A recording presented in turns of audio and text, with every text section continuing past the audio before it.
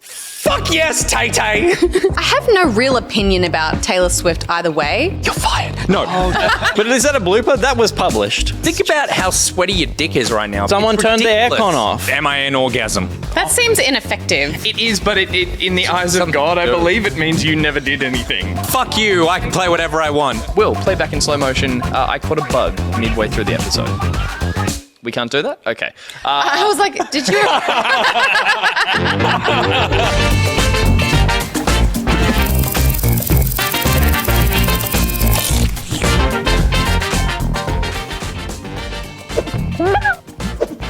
Hello and welcome to Back Bucket for Thursday, the 20th of May, live from the Loki Studios. I am Nick Richardson, and tonight on the show, the Lakers made it into the playoffs, baby. Nothing else matters. I'm joined by Gus, live under the eyes of God. Next to me.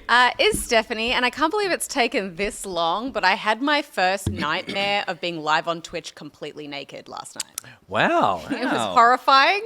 It was awful. I woke up like in a sweat of panic, but it didn't happen really, so I'm just going to hope that it never does. All right. And Peter, and tonight I'm dressed by Redbubble Artist. What? Good. Someone Instead sent of wearing this. that. Someone sent this. Right, yeah. And I'm not sure who sent it. It probably was Badger. Did you think I was talking to you? Yes, that's what it sounded like. Oh, no, awkward. What's I was that? like, So Pete went and me, and I said, I wish you were naked. And I was referencing that you wouldn't therefore be wearing that shirt. Yep. It went across Steph's face, but it got caught in her ear. And she's like, what the And I thought that. Chat thought that. I was searching for the joke, and then I was like, maybe he was like being Peter saying it to me. Yeah, right there. That could be enough. Right. Yeah, but No, but Peter, you're dressed by Redbubble Artist. Sorry, Peter. It turned up, and we don't know who from. Yeah, we have no idea. So thank you, whoever sent it. But again, just to reiterate, I will wear whatever you send in, as long as it's Twitch safe. We assume it was Stephen. I mean, it has. Yeah, we have to be. We have to assume it's it was Steven. Speaking of the ways that people look, I wish you were naked. you actually look like a Call of Duty character. Actually, look I like do a bit COD now. skin. Yeah, that is a bit of COD brand. And, and like really? the 80s glasses, Yeah. and all of it. I actually... where is that hoodie from? I want it. I found it. I found it years ago, and it's like found Found it back running of my, around Verdansk. I found it in the back of my cupboard. Ironically, like a day or two after I caught Beverly Hills Cop 2 on TV, and I was like, I always wanted those baseball. I mean, they yeah. weren't baseball; they're just American sports varsity jackets that have and like I wanted the Axel Foley jacket. I think it's Lions is the team. Nick, you know who are the Lions? The Detroit Lions? Detroit Lions. Are they a football team? NFL team? NFL team. Right, there you go. Because he's from Detroit. That's where Beverly Hills Cop, he goes to Beverly Hills. Anyway, you've all seen that. The third one is, anyway. And I was just like, it's the third one's everyone's favorite, and then they get older and they realize the third one was for kids.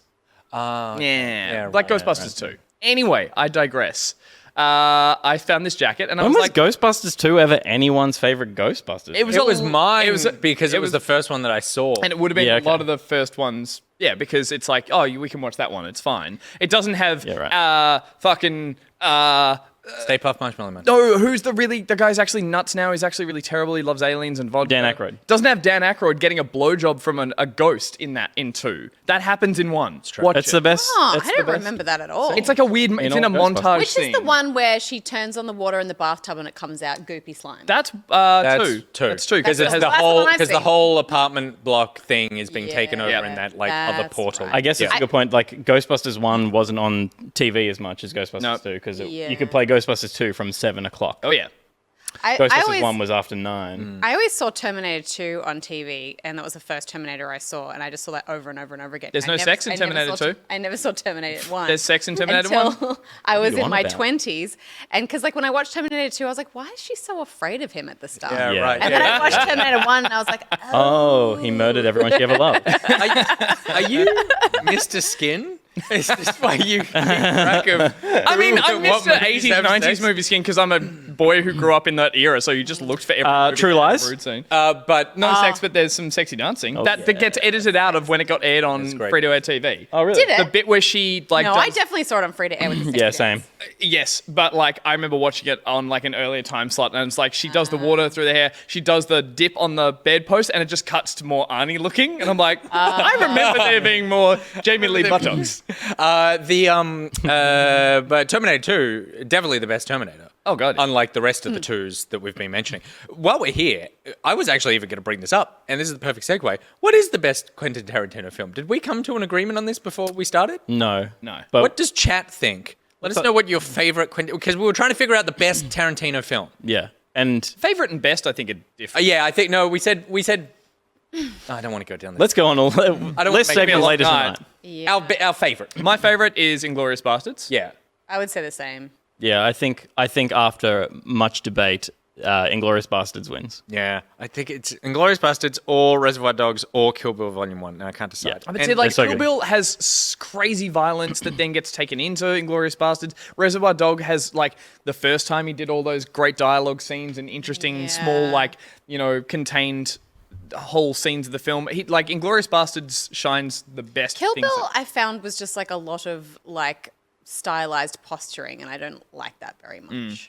Yeah, there was a bit It's of a that. real letterboxed review there. No, that's fair. That's fair. All right. We are here to talk about video games. We're not here to review films. So we should start talking about video games. And we're going to start by talking about video games, by talking about the fact that you should be playing more video games. And this is a public service announcement from us here at Back Pocket from PlayStation Australia via us here at Back Pocket. It is important that you play video games for your health. That's me, Nick Richardson, saying that, and not actually any medical professional. But PlayStation wants you to play more games, which is why they've launched the Days of Play. The Days of Play has begun as of the 18th of May. Join PlayStation players around the world and contribute to a series of community goals every time you play a game or earn a trophy on PS4 and PS5. When the goals are reached, everybody wins. Themes, avatars, stuff that changes every single week. And every week, you get a new chance to get this stuff as we all unlock it. Sign up now to start contributing when the first stage begins on May 18th, which it already has. Registration is open until the end of the month, and you'll start participating in the next stage as soon as it begins after you register. So register now for stage 2 if you haven't already. Sign up at playstation.com/days-play-celebration. That URL, playstation.com/days-of-play-celebration. Sounds like that was hyphen ventilating.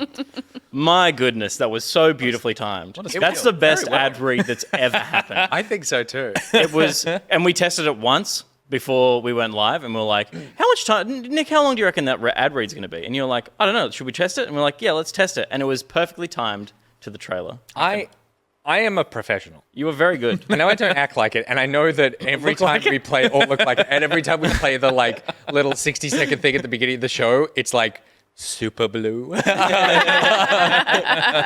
I am a professional, damn it. And so you can participate in the Days of Play by heading to that URL that I said, playstation.com/days-of-play-celebration. Every time I say it, I'm like, hyphen. Is that the correct grammatical symbol that I'm looking at here? Dash? It's not dash. I say dash. I'm probably saying it wrong, though.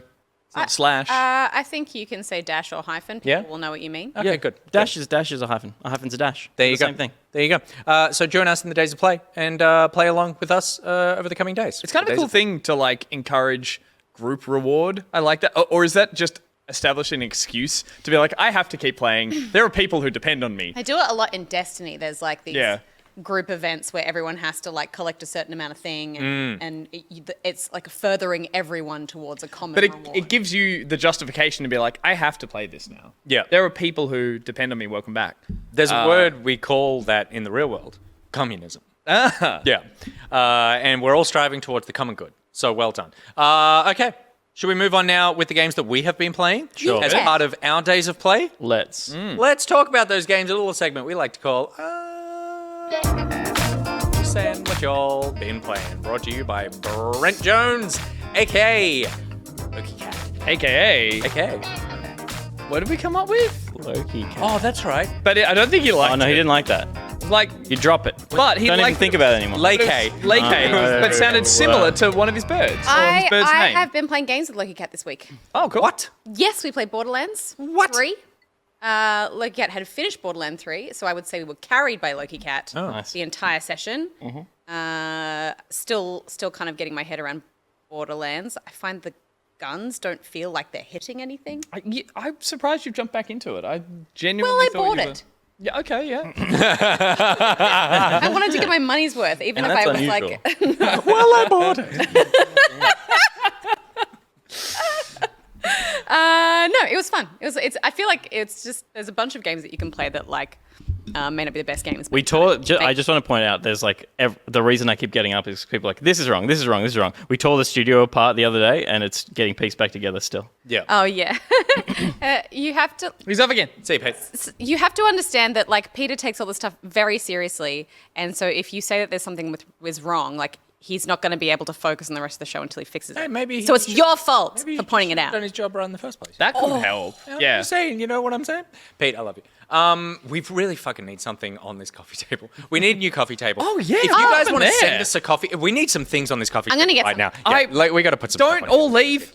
I needed to. Well, hang on. No. Oh God. This is like Garth and Wayne's It's like, I'm having a really good time. I got this weird penis cactus. That you did. That's what I brought. I came up with an idea that the other two scoffed at, and I thought maybe you'll be more supportive than they are.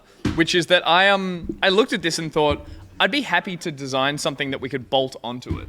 And so I thought I've got a router. Bolt onto the table? Make a tabletop that looks nicer than this one. So my idea Why was... would you ever bolt something onto the table? Okay, let's not get hung up in the bolting. It was attaching somehow. okay. But I was thinking, if I got a piece just bigger than that, I could carve a large pockety that I would then attach, bolt, if you will, to the top. So we would have a pocket, like the pockety shaped table. You don't sound like Can it. you do that thing where, like, you know when you look at a sports field, which is not something that I do very often, but you know when you look at a sports field and they have like the ads are printed in a way that like from the perspective you're looking at them they look like they're upright? Yes. Could you do that but with pockety so that when the audience are looking at the coffee table it looks like it's upright but it's I not could, really? but then if we adjusted it in any other way, it's going to look like this horrified monstrosity of a like distorted pockety. What kind of art installation are you building here? They've done it quick. I'll give them credit for that. Bring Bob. No, not the ladder. Bring Bob. Bob comes off and he's got his nips covered, so we'll be fine. People have met Bob, I'm sure. What's happening with this switch right here? I don't know, but it's a pretty cool way to show it off. Maybe Bob goes behind. No, it has to go on the coffee table. That's why we're doing this. I didn't think this was the way the show was going to go. Neither did I. I thought when we started talking about Ghostbusters, There is shit was going so wild. much junk in this office. Yeah. Like there is so much stuff. Like we need to Marie Kondo the F out of this place. It's wild. Steph? Yeah. This brings me joy. I can't see it. It's What on is- the screen. Look at the screen. It's the the man- Oh, it's the man. mannequin. I don't mind that. I don't mind that so much. It's more just like the other I care about this. Sponsored, Nick not Dan's sponsored by Azito. Great. Cool. Now back to LokiCat. Yeah. I was Yes. thinking I should really ask him each week what he's been playing, and he can give us a little review. That might be He's a been, nice. play- in this case, he's been Borderlands. playing Borderlands 3. Yeah. Well, you inspired me with that. I was like, oh, that's probably a good thing. I mean, we can't be spending all our time playing games with LokiCat, but he can tell us what he's been playing. Okay, cool. How do we do this? What? Gus stuff. Gus, how about you start us off? This is What have really you been bothering playing? me. I don't The like Switch? it. Yeah. Why? It's not in the way. It is. It's obtrusive. I've been playing. It's throwing me off. I won't proceed. Twist I it won't around more. proceed. I had a drill in front of my face. Do you want it facing you more? No, I just don't want it there. Oh, okay. It looks good in that shot. I could put someone else here. Is it the Switch? Yeah, is it the Switch or the arm? It's the arm. It's too high. Okay, lower that arm. Problem solved, everyone. Gus. Make it on par with the other things on the table. Yeah, you don't want something higher than the coffee machine. You balance things precariously on tables. Like it was. Don't you do it! Oh god, that landed with such a slide as well. Ah! Look at that hinge. Okay, come on. We've got a video game show to do. Stop fucking around, you guys. I wasn't the one. I Steph, wasn't. He's egging us on. Stop it. We were Focus. away. We were Focus. underway and you got distracted by God that. damn it. Thank you, LokiCat. This week, I dived into some Assassin's Creed Valhalla to check out the latest DLC, Wrath of the Druids. A game I kind of slept on originally. I played Norway, I got to England. I didn't do much else beyond that. I have a love-hate relationship with the Assassin's Creed games, and I got my fill from the intro. This is on my shame shave. I'm sure it is. I've seen how much of it that I will yet to shave off because it's just so fucking big. Yeah. But I was happy that I saw some reviews about the DLC. They're like, hey, it's like another self-contained kind of Norway section. And by that I mean it's like not as sprawling and, there's a limit to how much you can do. There's still a lot you can do. I got my character up to the point, which isn't too far into the game that you need to be to then unlock this area. You get a tradesperson turns up on your docks and says, hey, there's this whole adventure happening in Ireland, come with me. You go over there, you meet your cousin, who's the king. Oh no, he's like running Dublin, and you set up some trade. Running Dublin. He's running Dublin at that point. So on fire right now. This isn't my footage. But I did make sure I got some footage of a female Ivor, because that's... Evil? Evil. I thought you said evil Avor. And I was like, no, she's good. She's pretty bad, actually. Mine is always going like, I would have killed him.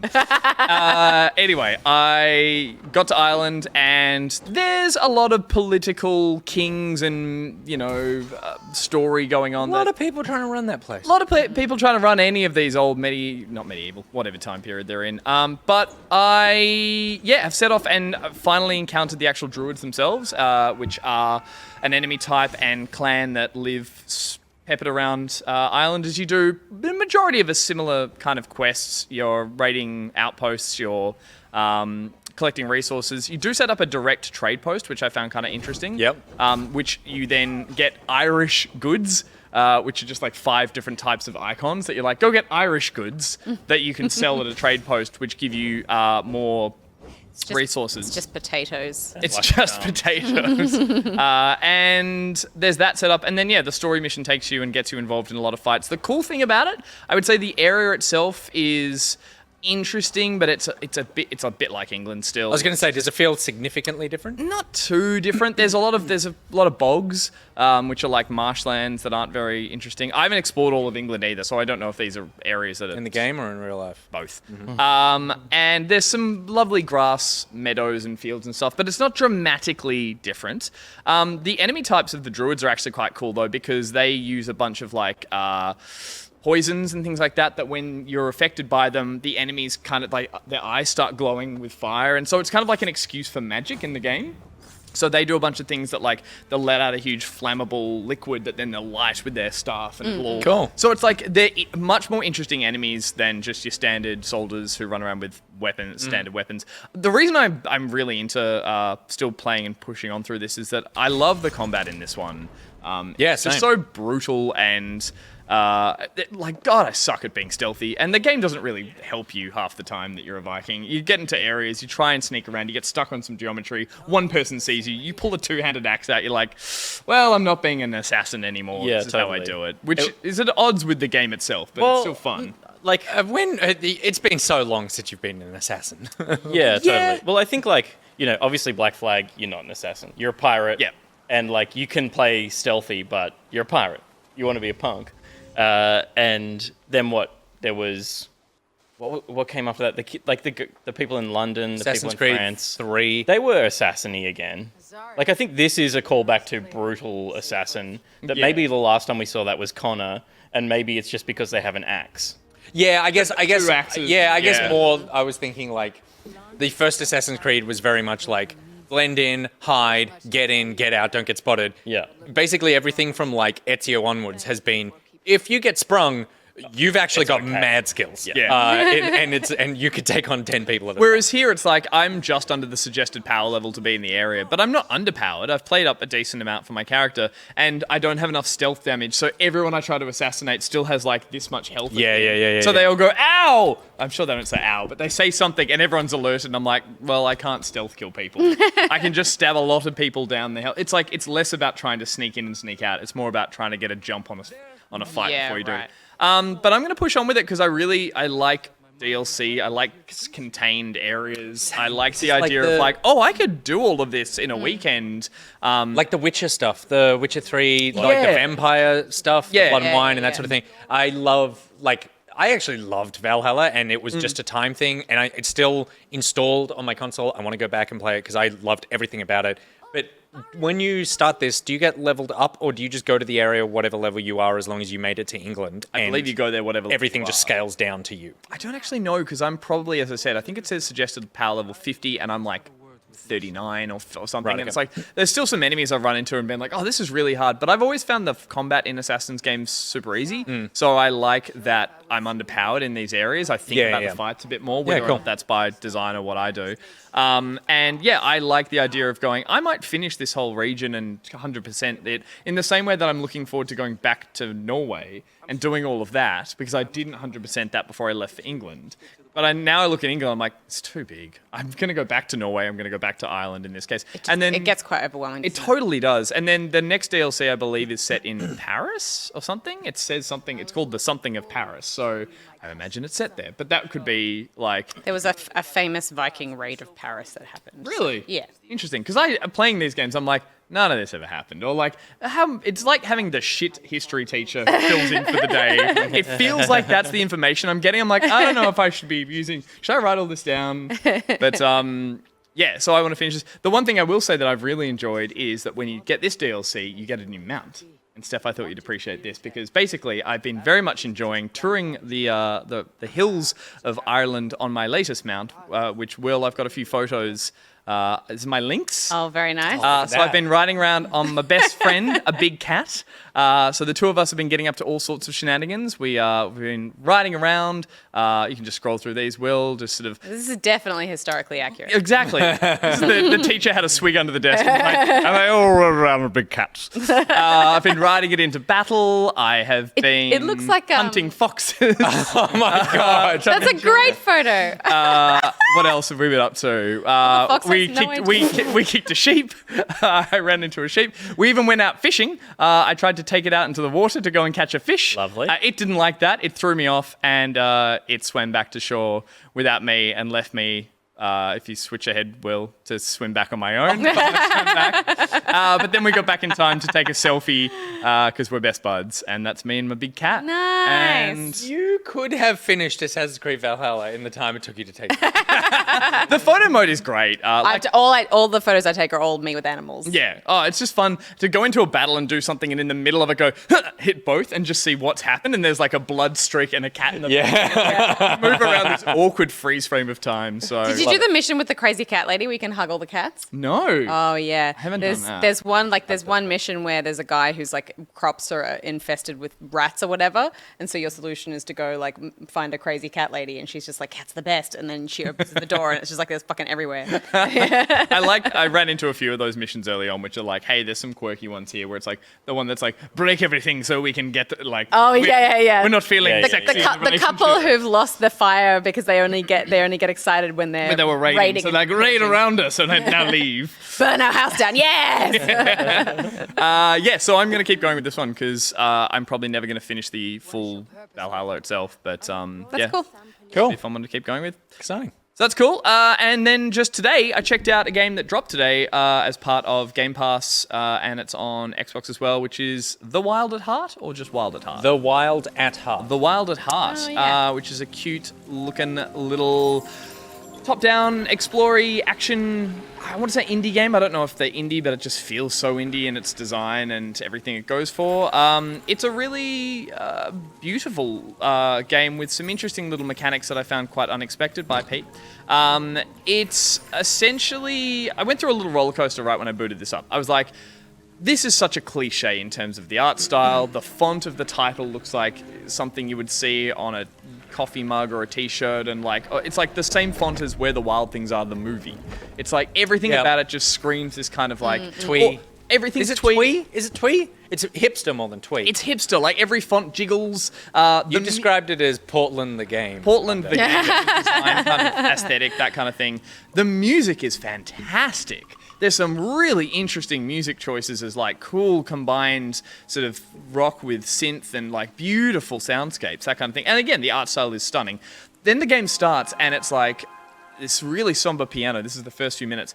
And you walk into the kitchen and there's just beer cans everywhere and no parents. And you're kind of like, oh, is this punching a little higher in terms of its like what it's going for story-wise? And I was starting to get some Spiritfarer vibes from it because you're running away from home. Yeah, and I was like, oh, cool, in the sense that it's going for some substance versus... But then I was also wary that I'm like, is it just going to be this tale of I ran away, but I ran away from my problems? I'm like, oh, it's a big thing to bite off there. It's like, you've got to make sure you follow through with that and actually tell an interesting story with lovable characters. They move away from that really quickly, and then you set off into the forest looking for your friend, you get lost. And then the gameplay mechanic that I've run into, which seems to make up, obviously, the majority of it, is it has very strong echoes of Pikmin.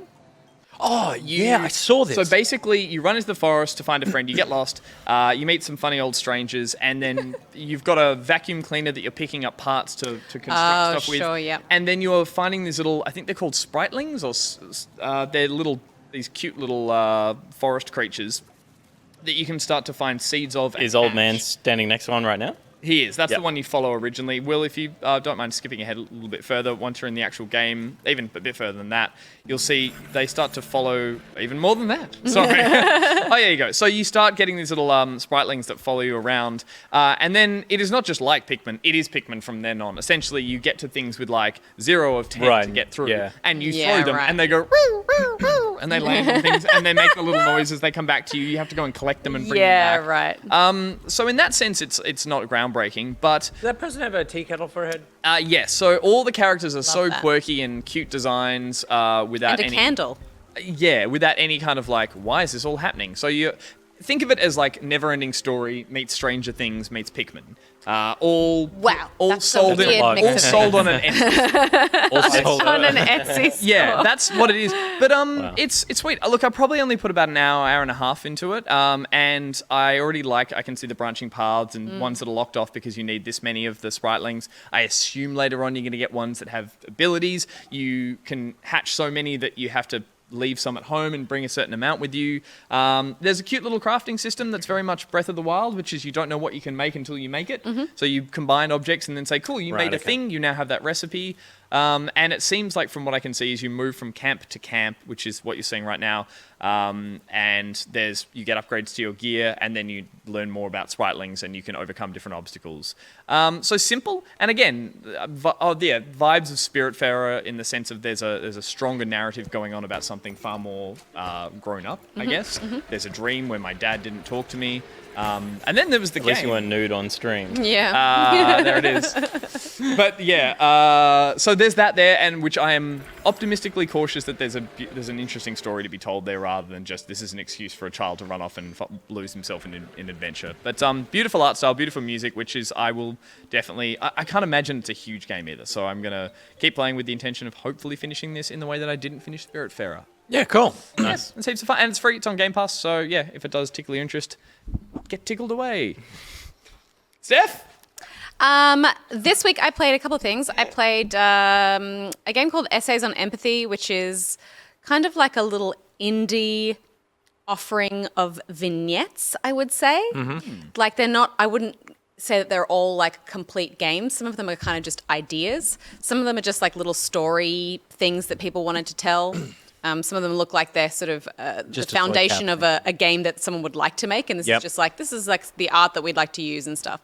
And they were really they're so varied, but like quite affecting some of them. And they have they've launched them with, this is like a cool little sort of platformer with an Are they all made by the interesting same mechanic. team, or is it like Love and Robots, where it's like a bunch of different animation teams? No, they're all made by the Death and same Robots? team. And when you click into the game, there's like a little video where they talk about the sort of inspiration and development process, and then they talk about the art and the music and stuff like that, because it's all. It's it's made by Deconstructionism, I think is the name of the developer. I'm fairly certain. And they're in Spain, I think. Yeah, and they did Red Strings Club in 2018. Valencia, the I one think. set in like the cyberpunk game set in a bar.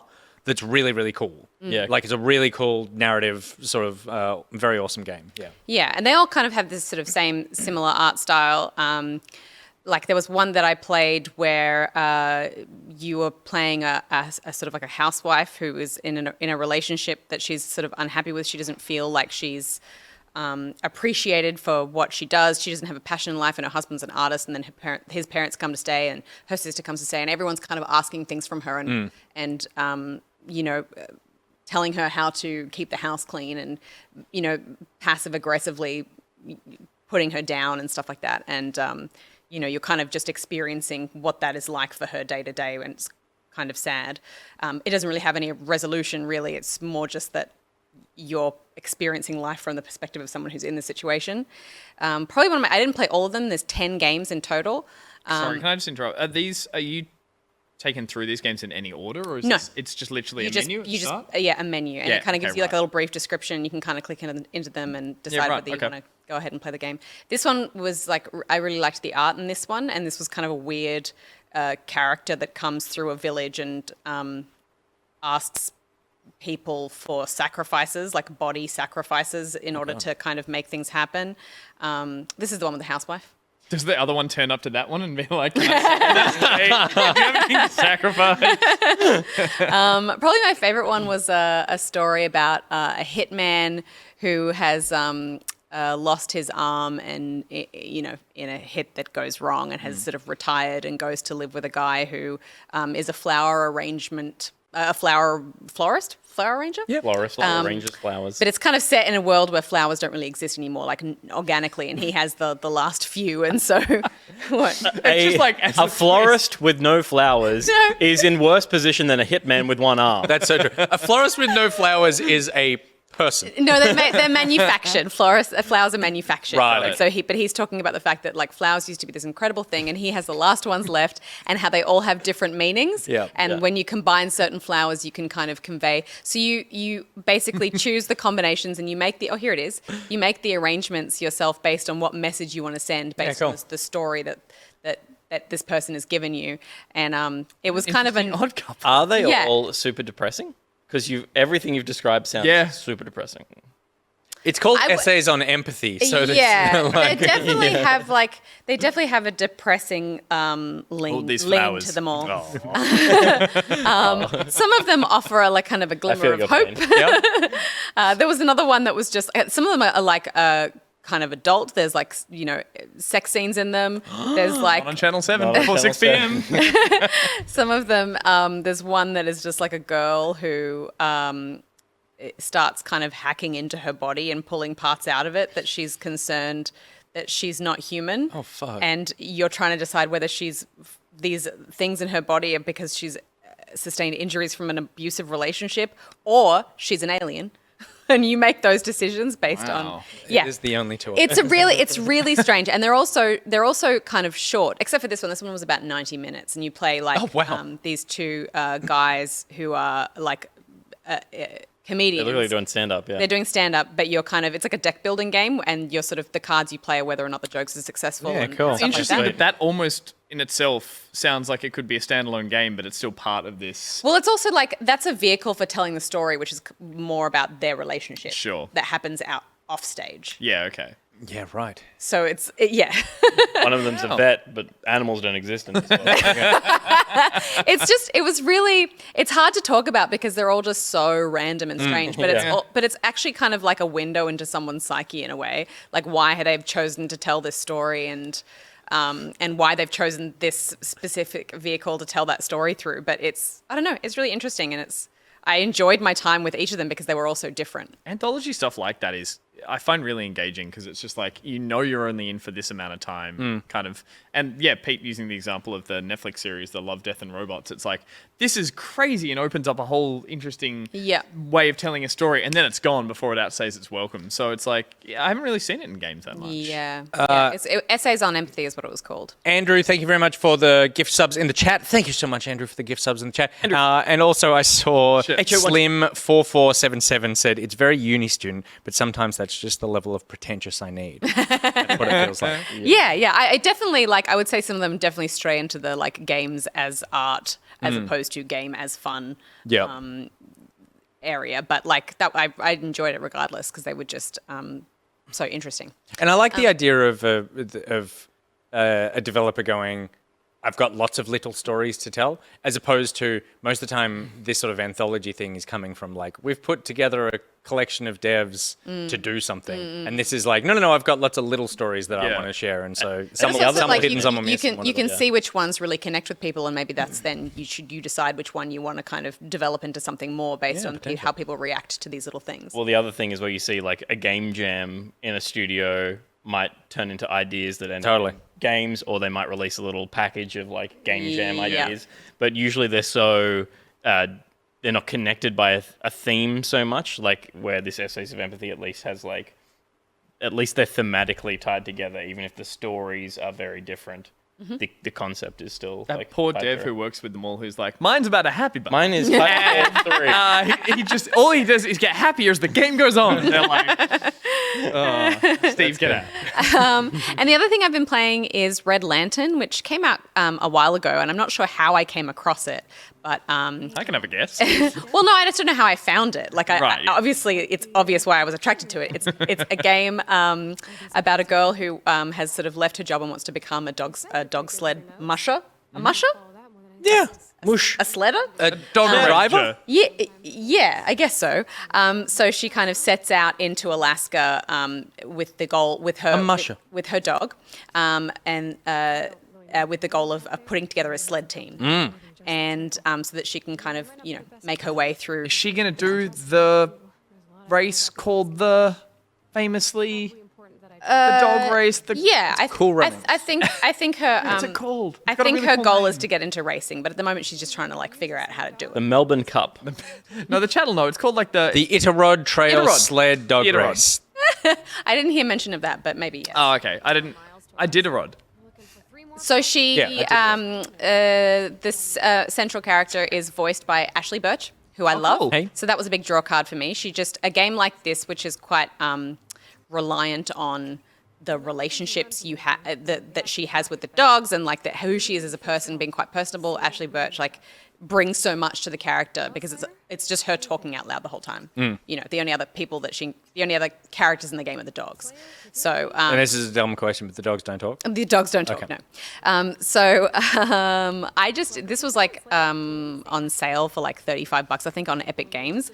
And it was just like, everything about it was just made for me, I think.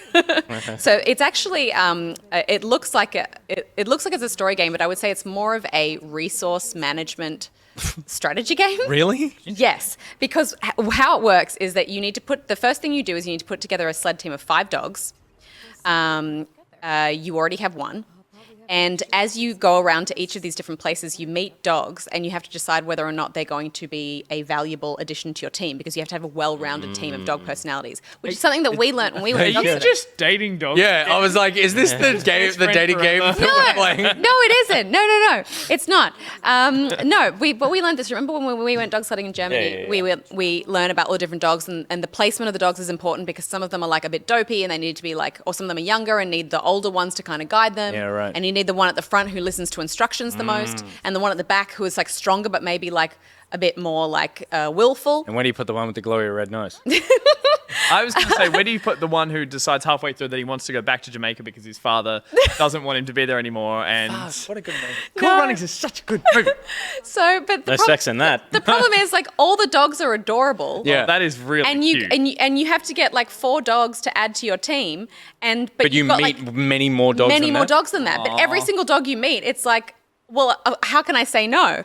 But you might win meet if you have more dogs. You might meet a I'll dog slay that's up. like you might meet a dog that's like really really fast, but then it eats a lot as a result because it's so energetic. Sure. You might Right. meet a dog that's like really inquisitive and will help you find extra resources, but also like is easily distracted and might lead you astray. And are there any like bad dogs that No, have it's just good... weighing up the pros Okay. and cons of each dog to have a well-rounded team. Yeah. I'm going to ask what you're saying now. Is there much in terms of the actual racing itself? Do you control or... No, so the whole thing is on rails. is on rails. Yeah. So that would be my criticism of it is that I wish that there was a bit more. I wish you just guided the sort of the run a little bit more, even if it was just a little bit of turning You've left got and no right and control. stuff. What right you now? do is You have a quick time event. So when you come up to a fork, Right. it's like left or right. Yep. Or if you spot a deer on a hill, it's like, do you want to pursue the deer? you want to eat that deer. Yeah, because you have a gun, you've only got a handful of bullets, but you need to feed yourself and 5 dogs. Are you playing Oregon Trail? Yeah, I guess it's similar. It's similar in that way. You also have to get birch bark from the trees so that you can start a fire. And Wow, I would have seen. Yeah, I wouldn't have assumed any of this from what we've seen thus far of like a narrative-driven. yeah. So it's Interesting. and I feel like it wouldn't be interesting if it was for the fact if it weren't for the fact that Ashley Birch is so charismatic and she sells the experience so wonderfully. Like you really feel her. It's like Firewatch in a way, where Yeah, it's just like yeah. it's got that kind of visual quality to it. It's first person, and you're hearing Ashley Birch just kind of speak her thoughts out loud a lot. You definitely killed a deer. Did you? Sorry, slightly off topic. Did you ever watch any of the Hey Ash, What You Playin's videos No. from back in the day? Oh, it's so funny because like she's come so far as a voice actor and someone in the industry who's like really matured into like amazing roles and influence yeah. and all that stuff. Yeah. These are like I'll show you a couple of them. Her early comedy stuff with her brother back in the day, which would dumb it's internet really good. videos on I can't remember like Newgrounds style websites, are the most juvenile, hilarious things I remember watching on the internet. I'll have And to check like them it's out. such a great sort of like to see what she does now in comparison as well. But yeah. So you go through like trail markers, and each time you pass trail markers, both you and your dog lose hunger, or like stamina or whatever it is. And so Sorry, funny. yeah, so it's important for you to kind of take on encounters so that you can get more food, Yeah, get more right. opportunities. But every time you do those encounters, you also lose energy. You lose like another block of energy. So it's like you're gambling on whether or not it's going to be a successful encounter, because you might don't want to waste a bullet on shooting something, so you might get your dogs to go and attack it, and then they might not be successful, or you might And can the dogs like die from that, or like are there fail states that happen? Yes, at one point we encountered a wildebeesty thing, and it like heaps charged at us, and I was injured, and one of my dogs was injured. So I had to put the dog on the sled, which meant the other dogs were using more energy because there was one dog down, and then I only had one medical kit. No, you gave it to the dog. I gave it to the dog. So there is a setting that you can switch in the game where dogs don't die. But I was like, I guess I'll experience what that's like the first time so I can feel the weight of the emotion of the dog dying. But my dogs never died because I always gave them everything. And so I starved to death over and over and over again. Because I was like, I couldn't do it. I was going to say, it's like when you hop on a plane, they're like, put your air mask on before assisting others, because if you die, your kids can't do anything. Yeah. So, I just, every time I failed at the game, it was because I was starving to death because I refused to let my dogs, anything bad happen to my dogs. And Can fair I enough. ask the actual sledding part of the game? Is Yeah. it one run is the majority of the game, or are you going out on these like missions? You're kind of doing a number of runs, because the first one you're like designed. It's designed for you to fail at. Oh, Because, right. You'll kind of start over, and you can either choose to start over with the same team of sled dogs, but just like maybe more resources, or you can go back and try and choose a different team and maybe think I'll be more successful if I had a dog that was like less. Because at one point, there was a dog that was like, oh, I see something over there, and it turned out to be a skunk, and it's like, okay, we wasted energy investigating this skunk issue. But then also you have to work on trust with your dogs, because the dog is like, oh, she's mad at me because I found a skunk and I didn't get anything good. So then back at the camp, I had to like pet them all. You've got to pet every single dog. You don't have to, but I did every night, every morning. And then the dog like stole my beanie because it wanted my scent. And so then that night Is it was just like, because it smelled a lot of skunk? no, but that night it was like the dog was like still nervous around me. So like I gave the dog my beanie so that it would trust me. But then I froze overnight, and then I cost 2 hunger points every time the next day because I gave that. So I just kept dying because I kept giving everything to the These dog. dogs are like, this owner is terrible. I think it's really well done. I do wish it was less on rails and you had a little bit more, like, just so that I could feel like I was doing the sledding. Yeah, totally. Yeah, Like it lean. Yeah, just a bit of a lean left and right and stuff like that. But mostly it's about strategy and resource management and. Good to see so many mechanics and such an interesting game developed over what I thought was everyone's really into dogs in games and wants to pat the dogs. Yeah. This is just a story that they've let you occasionally pat a dog. No, it's like a survival. Someone mentioned in the chat, like, darkest dungeon with dogs. It's like, there's the skunk. Nah. They don't No! got like gas bombs. Oh, that's going to cling to everything. Okay, the Red Lantern. Yeah, it was really cool. And yeah, it is. I think it's on sale on the Epic Game Store if you want to check And it can out. I ask what the Red Lantern is? That's just the name of like an inn that you're trying to get to on the other side of the map. Yeah, cool. Cool. And you also finished Resident Evil this week, didn't you? I did, yes. Obviously, we'll talk about that on our Game Club stream at the end of the month. But yeah, Well done. it was a slog for me towards the end, but I got there. Yeah. Good work. I'm looking forward to this. I'll be streaming more Resi tomorrow as well, so we're getting pretty close to the end. I don't think I'll be able to knock it over in tomorrow's stream. I reckon you but got 2 more. Yeah, maybe two more Or you streams, can definitely. enjoy getting there. Versus, Yeah, cool. Like Rushing in. for- It took me a lot longer than it took you guys. How long did it take you? Like my playtime was like I think 10, almost 11 hours. Right, okay. But maybe I just spent a lot of time going. Look, oh, you know got what lost it a is. couple of I got times. lost in that fucking laboratory. I don't know if you've been there yet, but there's like a Factor. You mean the factory? Factory. Yeah. Oh, I've heard It's about alluded that. to pretty Yeah, early yeah, on when yeah, they talk about yeah, areas. yeah. So, okay. Yeah, it gets a little maze-like in there. Also, do you slow down when you get scared, or do you run and go, nah, and just like charge through? Oh, 'Cause I think that's why the early... definitely slow down. Yeah, so that's why every time I ran into something slightly scary, I'm like, I'm going to run at it and hope that I get ahead of the Run triggering past when it. the Yeah, game good. goes time to make you... Yeah. So. Good. Yeah. Cool. Peter Burns. Talk to me Yes. about your gaming week. I have spent a lot of time this weekend playing Destiny 2, How exciting. the Season of the Splicer. Not for the Season of the Splicer content, though it is pretty fun. I am grinding through the light levels to get up to get ready for a day 1 raid of Vault of Glass. Wow.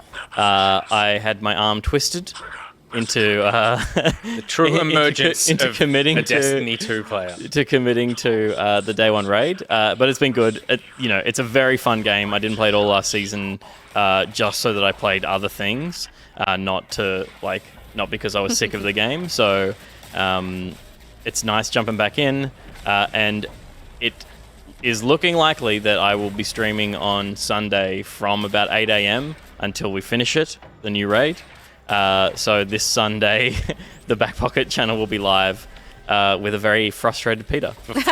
I do not. I can't commit to the day 1 raid. I don't have the attention span. Just to explain to people who aren't aware of like Destiny raids and stuff like that. To complete a raid on day 1, obviously you don't know how the mechanics work, so you have to. Even though this is an older raid that has been brought back into the game, they've not done it before, and they're not going to look up any answers or anything online. So they're just going to do it and try and figure it out for themselves. So it takes a long time to figure out those mechanics, and also the difficulty of all of the enemies. Yeah, you get nerfed a bit, Yeah, so that yeah. it is harder. It's harder than it is normally. So it can sometimes Because it's day the reason it that can sometimes take wow. people like 15, 20 hours Because it's like to pro complete it. teams go through this. Yeah, right. Yeah, Okay, yeah. I wasn't So aware of that. who's going to be on your fire team? it's a lot of Pocketeers. Yep. Let me count through them. Bishop, pawn called. We got Avexia. We got Eva Ray. We've got Sam, and we've got who am I forgetting? Reese? Race? Reese and me. How did I get to 7? I don't know. How many? Maybe I counted me at the start. Yeah, and Reese. did. Cool. That's the 6 of us. Yeah. Good. Awesome. So yeah, probably all in the chat right now. That'll be exciting. I'll tune in. I'm going to do it in the evening after everyone's done it, and You can just breeze through. And that can just breeze through. Well, we- it'll still be hard, but I'm not on board for like figuring out the mechanics stuff for don't like wanna 20 smash your head hours. Did we speculate that, as we said, it's an older raid that's being rejigged into the game, that we're pretty sure, again, has it been confirmed that puzzles and stuff have changed? There have been, changed? yes, Sure. it's been confirmed that they've changed some stuff, Right. but they haven't confirmed what and how. So I might be familiar with some of it. I did that raid the day that it came, like the week that it came out. Oh, I didn't know that. I've done Vault of Glass before. We did it. Oh, We've done okay. together Yeah. with GOG and like some of the GG crew. But So it's not going to be like. I don't remember it at all. Unless they and have- I'm wondering what I will remember as I'm Yeah, playing through it. okay. But I So remember there's a chance it's choosing not that going to final take you boss. super long then. There's a chance that is a chance, but who knows? Yeah. Okay. We might be nerfed so hard that I just die every 3 seconds. And And how- what light level do you have to be? 1300, and I think in contest mode, it only removes your.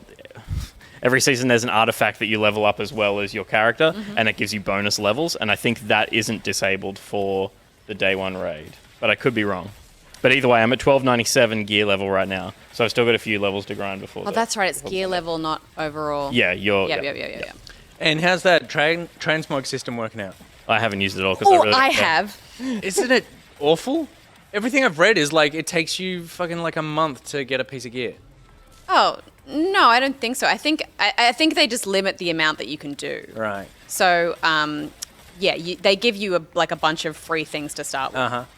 So I'm just being, very careful and selective with the items that I transmog. But I've used the Pauldrons? the pauldron things from the Garden of Salvation raid that have all of the. I'm very glowy at the moment. Good. Cool. Okay, so that's happening on Sunday. That's Raiding happening on Sunday. Yep. Exciting. But then we've been playing some video games. We have been. I played. I put a few more hours into Mass Effect Legendary. Yep. And am very much enjoying being back in Mass Effect. Mass Effect 1 you're playing? I'm still playing Mass Effect 1. I'm going to play through them in order.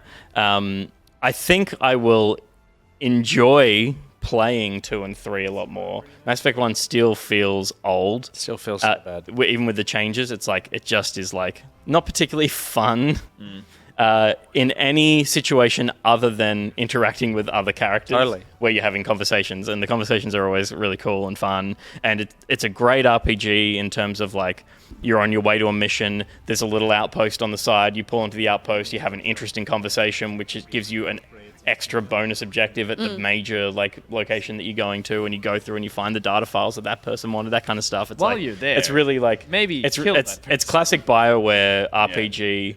And almost feels a little more like Mass Effect became a bit more actiony as it went on, which made the gameplay more fun and the RPG mechanics outside of character relationships less important.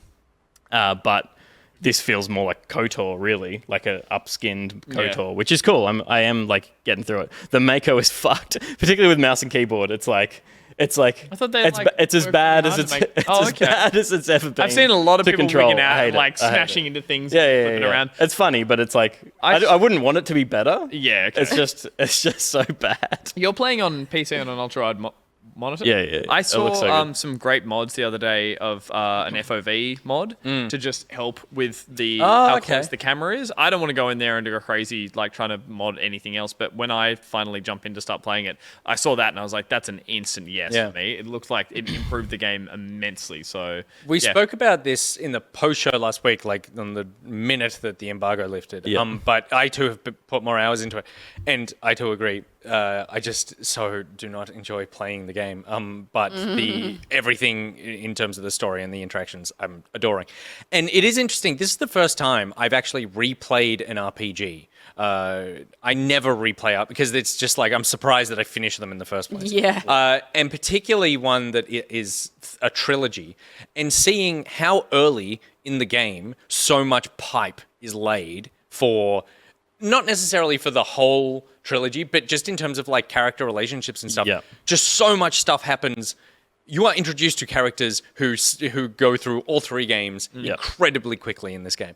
And I think that the world building is still so good. The stakes are immediately there. You instantly feel like you're, even though you're like, it is the chosen one style story, I think you very much feel like a pawn in a thing as opposed to like the only person who can save this. Like, and I think that's what I've always liked about Mass Effect, unlike other RPGs where you can feel like, well, I'm the only person that can do this and it's just about getting there and doing the thing. This is always like, it feels like everyone is trying to stop you from doing this and you need to sort of sneak your way through all this politics and bureaucracy and everything to get there. And all that stuff is laid really, really early in the game. I'm so it pulls you in so quickly. Despite how awful it is to play. Every encounter you have isn't someone going, "Oh, it's you. Let me help you on your way." It's, as you said, it's the opposite of that. Yeah. It's mainly people going like, "We don't want your help, and you can't be here, and we hate humans, and you're not interesting, and oh, you're that person who did that awful thing, and get the fuck out of my way." That was such a big part of like, it's a part of the whole trilogy, but particularly that first game is like, what is humanity's position in this like well-established community of alien species that have like been living and working together Totally. for centuries. We'd and be suddenly we're here, and it's like, are we important? Yeah, no, humans, we be simping in this game. Yeah, like yeah. we're so like, please let us in. Yeah, We'll give you whatever you want. We'll kill whoever you want. The aliens are like, the default characters have arrived. Totally. Yeah. No, but super enjoyable. I'm wondering how 2 and 3 will hold up because the shooting and stuff is. I'm surprised I ever enjoyed it, and so I wonder how. I can't remember how different it is in the following ones, but yeah, I'm still going to get through I think it feels a bit chunkier and yeah. yeah. Are you pushing through this for that moment of relief when you boot up 2 and go like, I think so. I think I would like I would be dissatisfied starting 2 with even with this character that I've made now. I'd be dissatisfied pulling them across without finishing this one. Yeah. But what I'm saying is the torture building up the idea of that's going to be an even more good feeling to be like, suddenly the combat's looser and suddenly the like movement's faster and suddenly it's like, yeah. I think I've given up on the idea of over the next 150 hours ever enjoying the combat, but it's just story like pulling me through. Yeah, I feel like even the biotic attacks and stuff got better, like smarter. I definitely remember it's like it just feeling- feels so like if you're not perfectly aimed at a thing, Yeah. it doesn't even give you like an assist on like, well, all 3 of us on like a pause, attack with this thing on that thing, move, pause, attack with this thing. Yeah. Like it just feels like really sluggish in that way. Is there like, I can't remember what the difficulty settings are like for this game, but is there a like just the story mode where you can just like burn There's through that stuff? easy combat. There's Yeah, easy, okay. normal, hard, legendary, or whatever it is. Yeah, So I'm assuming easy is burn through this and not really worry about it. Yeah. But that's not at the level of like other games that I can't even think of right now, but where it is, or like Uncharted or something where it's literally just like pop, pop, pop and walk on. Yeah, So, yeah. yeah, but fun. Hey, you're having fun though. Yeah, totally. Yeah. Yeah, totally. I think the other thing, while I'm thinking about it as well, the other thing about the combat that is so bad in this first one is there's just no player feedback. Like, you don't know that you got hit. Totally. Unless you watch the UI. It's like, there's nothing about it that feels really like, it all feels so disconnected as a player. So I'm looking forward to it just fleshing out more and more as we go through. I think we will be happier with combat and like moment-to-moment gameplay from 2 onwards. I remember sitting in on a Supernova panel with Jennifer Hale when she was talking about how she had to really work with game developers to help give more information. Because like she said, when she started doing these games at the start, it was like she was just drawing random lines out of a hat, basically, without any context or understanding. And so she'd be like, what's happening here? And they're like, oh, well, you've just been shot. And she's like, all right, well, have I been shot in the leg? Or have I been shot in the shoulder? Or like, did someone shoot me in the neck? Like, am I like bleeding out of my whatever? Like, is that all these, like, those make different sounds. And the sound she makes as she gets hit is different based on where she gets hit. And she was like, it's taken me a long time to get to the point where people understand that I need as much information as possible to be able to get those voice lines You out just had to sit authentically. there for weeks and go, oh, my arm. Oh, my leg. Oh, my neck. You've got to understand this process. It's complicated. I saw Hambake in the chat said, I'm enjoying the game, but is the audio off for anyone else? The gunfire is so loud. It is. Yeah. It's Really? so weird. And it always was. Yeah. I have pulled the sound effect slider in the settings down to 20%, and I can still very clearly hear the gunshots. So yes, it's not just you. Wow. Cool. What else have you been playing? And I've also been playing Famicom Detective Agency Club. Club, I thought. Club. The Missing Heir.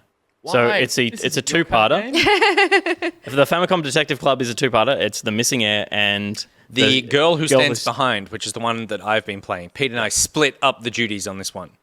We did. Well, we call it duties. We were both just interested in playing it, which was it was like exciting to have. Like I was worried that there's just going to be like I knew I wasn't going to finish a story, so it was nice that we were able to attack both and kind of come together to talk about how they play out. Can I ask why you were excited for this? Because I was like, hey, we've got this game coming in.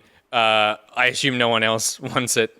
I'll take it. And you were like, no, I'm actually interested in that. And I think it's like you were the last person I was expecting. Yeah, I think it's the fact that Nintendo have put a bunch of money behind bringing these things back when it didn't feel like anyone was asking for them. Yeah. And obviously they look beautiful. And it was like, here are two story-driven detective games on your Switch, and we've remastered them and made them for a Western audience for the first time. So they came out on the Famicom and were only in Japan. And Nintendo were confident enough in these stories that they thought, you know what? Like, let's remaster this and let's make it for the Western audience. And It basically it'll had sell. the Nintendo seal of approval inherently because they did it. Yeah, Yeah. and my God, does it deserve it? Very, very. I'm so engrossed in the missing air. Wow. It's a like it's got all the tropes of like Japanese storytelling of like I'm a 14-year-old detective, like master detective. I'm having conversations with like 60-year-old men who run companies, and they're like happy to divulge whatever information I have. And the cops are like, take a poke around. Yeah. Oh, you know so and so. Come and have a look at the body. And it's like, I gotta get back to school. yeah. Thankfully, I'm out of school for some reason. My one, I have amnesia. Another classic cliche. Wait, your character has amnesia? Yes. The boy assistant? The boy assistant. Okay, so I have amnesia. Because I want to clarify here, because I'm super confused about the fact that these. How many times has this kid been hit in the head? Maybe he is 30 and he thinks he's Wait a 14. minute. Maybe. I have amnesia. So these two games have been released together. They are subsequent remasters of games that I'm assuming were like a series/sequel to one another. Yeah, it was only the two, I think, on the Famicom. Yep. Yeah. Do we know one? Which So, one? Girl Who Stands Behind came out in 88, and Missing Air came out in... sorry, looking. No, that's fine. And while you're doing that, we're assuming that you're both playing the same protagonist, the same 13-year-old or 16-year-old. Yes, we definitely are. Yeah. Yeah. Okay. Right. And because you've run into Head. well, because you both were playing it before, and you're like, hey, we both are talking to the same character. So clearly they're a character. The agency itself, the club itself, Yep. is the thing that carries. Okay, through. cool, So- cool. okay. Also 88, it looks like. Maybe they both came out at the same I time. think they did. I think it's the same deal. It was like one game, two stories sort Yeah. of thing, yeah. That's cool. I think mine is originally published first. in 1988. I think mine is first. Chronologically. Yeah, because like the first part of my story is like Join he the meets detective agency? the detective who runs the agency Yeah, and yeah, stuff, yeah, and okay, so. yeah. But you and- still have amnesia. So Yes. it's not like it happens between those two stories. Yeah, so I think it's that he still has amnesia. Right. So you're really engrossed in your story. Yeah, I think the story's great, and I am very compelled to see it play out. It you kind of move through scenes that are pretty static, except for some surprisingly high frame rate animation on some of the characters and things in the scene that are important. But I like that blend. I think it's really beautiful, and I like when characters come to life in what feels like a painting. It's so gorgeous. Yeah. It is so. Yeah, it is. It's not Miyazaki, but it has that real handcrafted feel Yeah. as opposed to. You showed me some before, and not what we're seeing now. This is the static wait for some interaction, but there were some characters that were quite literally like scenes from a movie as they like bent down to pick something up or something, and it's Yeah. like, oh, this is a frame for frame kind of like Yeah. a Yeah. Miyazaki film or something. That's nice. Gorgeous. The game has surprised me multiple times.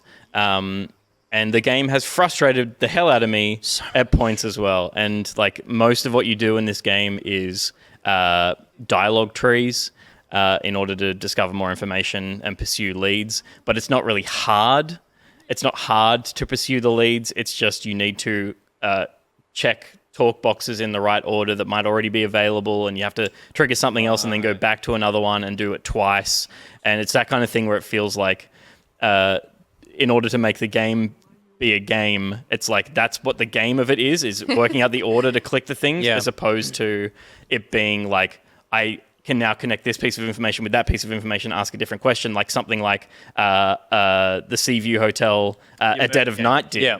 Which was a really interesting mechanic to tie maybe an object with a thought and go like, and now I can combine these and ask you a question about these two things combined. This is very much, the script is written, you just need to trigger the script in the right way. And the story is really interesting, but I've multiple times been stumped for 15 minutes going like, what the fuck haven't I done? Yeah, I'm getting that a lot as well.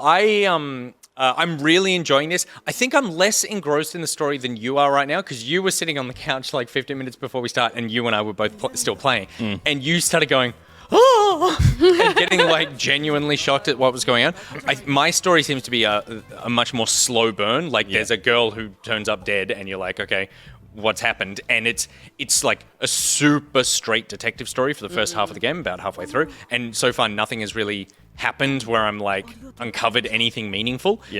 But I'm still engrossed in it. But I think the thing is, and we talked about it on Monday on the news when we were talking about excited about playing this, that this kind of game has developed so much over the past 30 years that seeing the way that they break up the interactions, like you said, not only is it like show someone something so that it opens up a new line of dialogue option in a different menu. It's that you ask a question and then they answer, and then it's like they say one sentence and then it goes back to the menus, and then you just select the same topic again, like murdered girl, and you select it again, and then they have a new piece of dialogue, and then you select it again, and they have a new piece of dialogue, then you select it again, and then they don't have a new piece of dialogue, and it's like it didn't go away. It's like you just have to keep going back to these menus that are very slow to navigate. There's a delay on everything, and so it breaks up that flow, and it also does these things where it's like you show something, and the character goes, "Oh, that's the person that I saw hanging out the school earlier." And what they should next say is, she was there yesterday and at this time, but you have to then go back to the menu to go to there and be like, what time did you see her? She was there yesterday at this time. It's like you said, there's no difficulty in doing that. These feel like limitations from when the games were designed, if they are one-to-one. Oh, 100%. So, like back then, the idea of combining things to open up new conversation threads, it could have just literally been...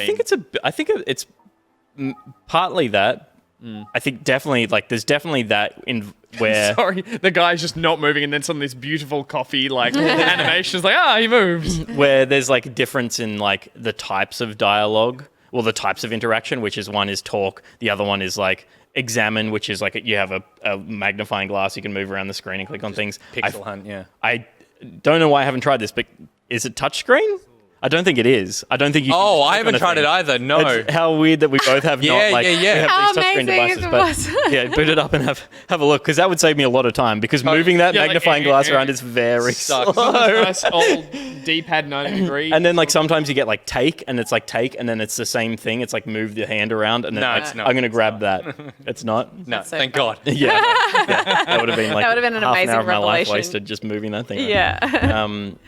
But yeah, there's a lot of old design, and I think some of it is design choices. It's that was how they made it a game. Yeah, was make you trigger a thing 3 times, and you didn't trigger it 3 times. You didn't get all the pieces of information. The worst one that I've encountered, and I haven't encountered anything as egregious as this since, is you need to look for clues in a riverbank, and there's just all this trash in the riverbank, and you start clicking on it, and each piece of trash just comes up and it says, it's just trash. And it's like, okay, cool. And then I was like, well, there's nothing else here. And then I start clicking on the river bed, and they're like, there's nothing here. There's nothing here. There's nothing here. There's nothing here. There's nothing here. There's nothing here. Oh, that looks like a clue. And it was all in the same space, and nothing had changed on the screen. So it was literally just hammer this until, and there's a world where I stop playing that video game before I get to that point. Yeah. These are it's old game design coming forward. But I think the fact that you can overcome all that and still be I really want to know what happens. They're not long. They're 6 hours each. And they're so beautiful. I think the writing is actually pretty good. The story, like I said, mine's a bit of slow burn. Pete's been getting tons of revelations, so I'm really excited to play yours. Yeah, I saw someone in the chat who may have played both of them saying that Pete's one's way more brutal. Yeah. So he just keeps finding bodies in the river. It's you found another one, you found another one, you found another one. Yeah, so that's what's there's some twists and turns, and I just spoke to you yesterday.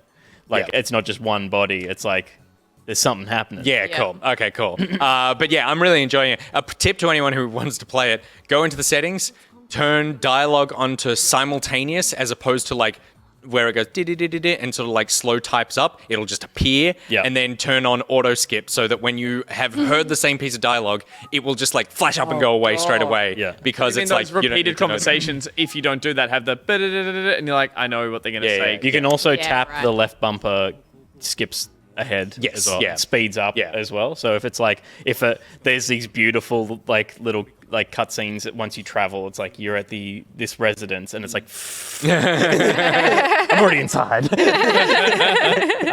Yeah, but that is the Famicom Detective Club, The Girl Who Stands Behind, and The Missing Missing Heir. Heir. And yeah, thoroughly recommend. Really, really enjoyable to see. Yep. And then before we go to our first break, Pete, you have not been playing something, but you did see something. I did. We were invited to a Bethesda press event for a look at some gameplay of Deathloop. Coming soon. Coming soon. Definitely coming this year. Please. As I've said to you guys, basically what I was shown was someone playing through the opening 45 minutes of the game. I didn't feel like I saw anything in there that I hadn't learned from trailers in the past.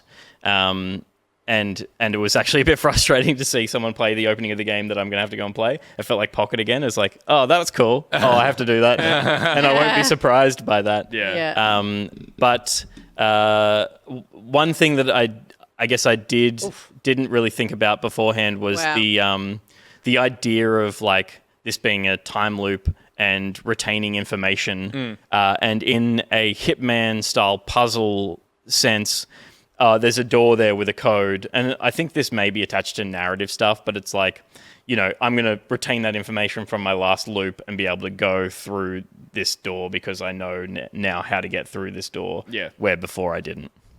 So there's a little bit of that kind of like, you'll get better at navigating this map through these seasons. Yeah, and that stuff all makes sense. The thing that I got from it, or didn't quite still get from it, was the idea that, you can retain information for things, say, like passwords or character locations, things like that you can then use to your advantage. But some of the stuff that was talked about in the playthrough in terms of being able to be like, oh, now you can manipulate the world so that character might be somewhere else on your next loop. But from everything I've seen, you are just brutally killing and shooting and like I'm not quite sure what the interaction. Not so. It is very violent. It is what the interaction it plays exactly like Dishonored, but with guns.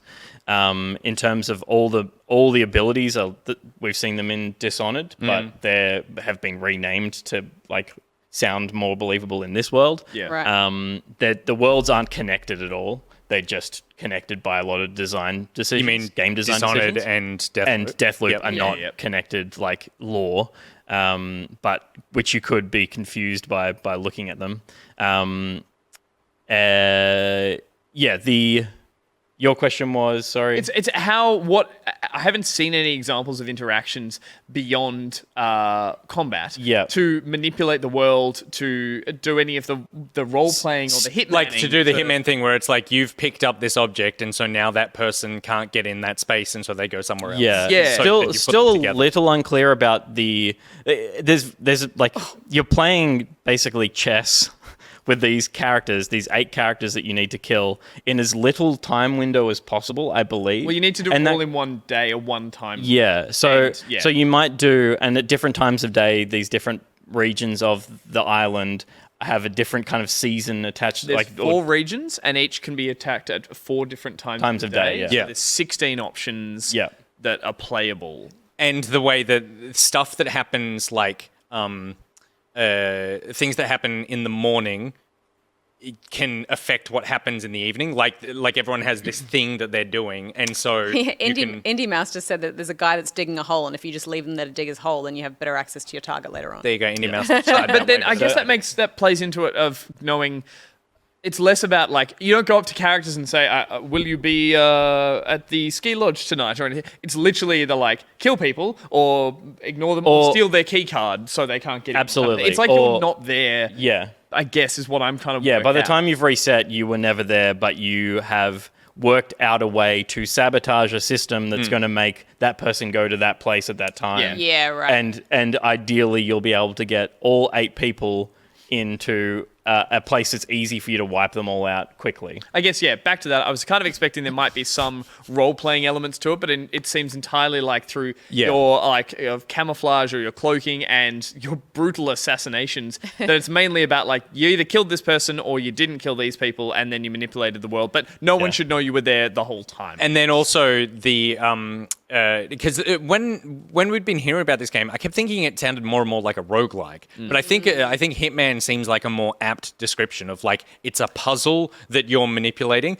and then as you go through, you can also find some ways to break that system to hold on to abilities. And so instead of having to get that ability when you do your next loop, you can actually keep it. So you start that next loop more powerful. Yeah, right. Presumably there's no advantage or incentive to like kill less people.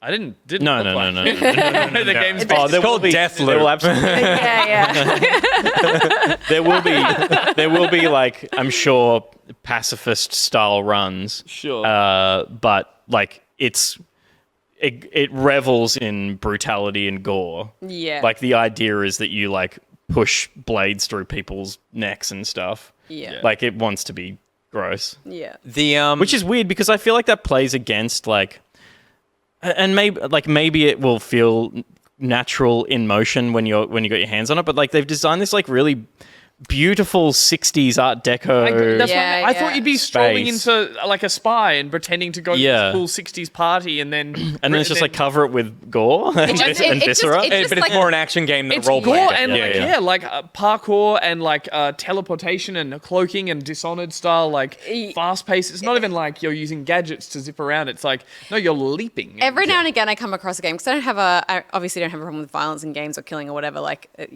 Killing in general. Killing in general. What did happen to Barrot?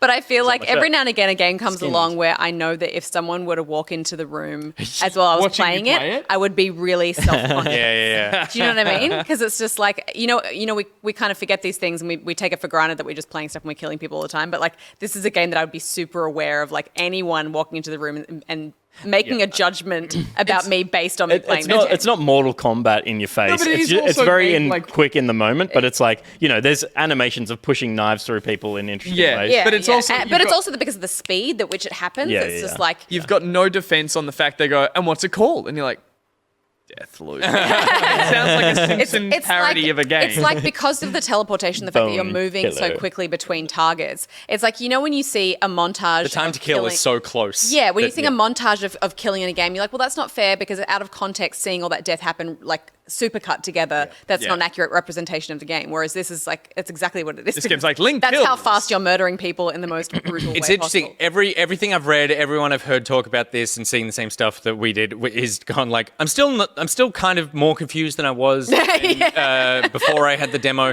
But like this was supposed to be out this Friday. I am still, but this has made me more excited for it. I do. It's a 10 out of I 10 do wish game, that there so- was a. I do wish that there was, from the sounds of a little more role play. The only thing I'm still hesitant on, and did they give more information on the other person, the invading? Yeah, the one that's in the trailer woman? was chasing. So- I'm just like, how is that not? Just yeah, opening okay, up so, to be like- briefed the fuck out of. That'll happen sometimes. Yeah. But it is like a choice to whether you want to play that role or the narrative role as the guy playing through to kill the 8 enemies. She is one of them. She's the 9th. Yeah. And she can be played. I don't think she'll ever be. Honest, sometimes she is AI. Yes, she will can be be AI. AI, yep. But someone could take charge of her in a Dark Souls style invasion way and try and grief you. When you die, you get 3 chances per run, so you actually come back to life. Back a little bit. Oh right. So you don't just. It's not just game over when you die. There's no checkpoints. Is it obvious if you die in a loop, when you get 3 die. Is it obvious when a player is inhabiting that character? It will be by the. She's way better. Yeah, it will be by how erratic her movement is. It'll Sure, feel like a player. yeah. But they can disguise themselves higher and stuff like ratio of that. tea bags. Yeah. If that Giveaway. if that character gets killed by you, they're out for the rest of the game. Right. Oh. So you get that whole loop is suddenly like free for you to feel much more relaxed. Oh right. Yeah. And so if you kill, so if you killed her early, in your head it could be a bit like, oh, this is the run. Yeah. Like this is me really. Which I think Yeah, is it gives that's you a a cool little mechanic. Pep Yeah. of confidence. Yeah. And Totally. did it give the idea that that you could beat it first run? Or is it like there is a level of like you cannot execute this puzzle in the think it's time that. given? I imagine There will be- it'd be crazy if that wasn't. There's narrative blocks Yeah. at the start, which will stop you from doing it without dying. Yeah, okay. There's no such thing as a no-death run. Yep.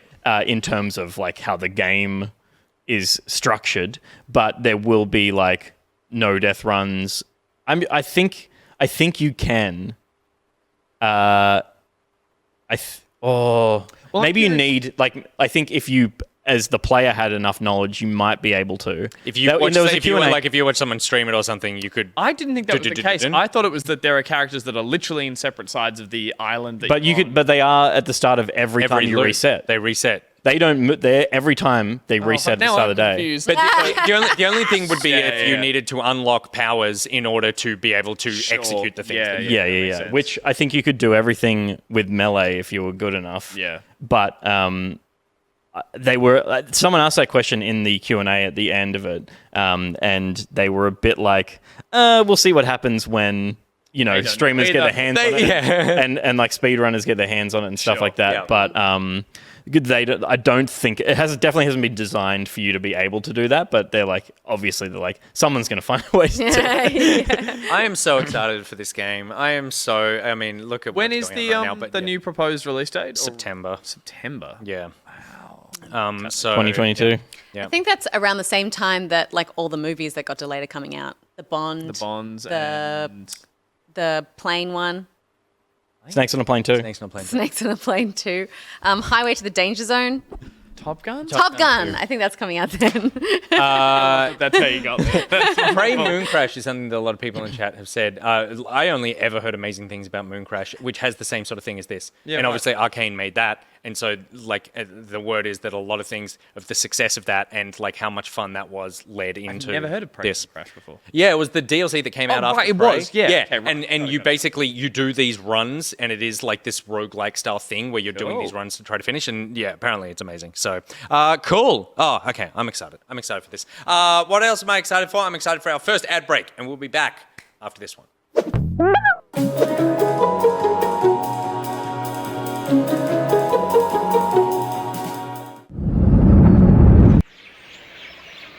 Wait, why did it bring me back here?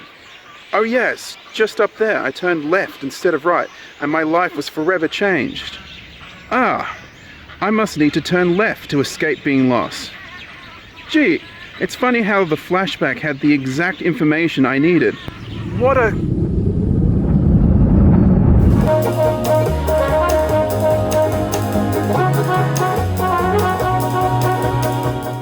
Is your thumb chafed?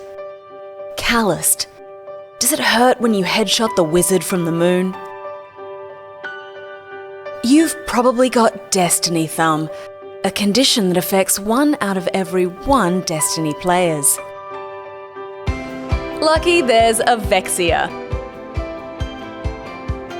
Just apply Avexia thrice daily to the affected area.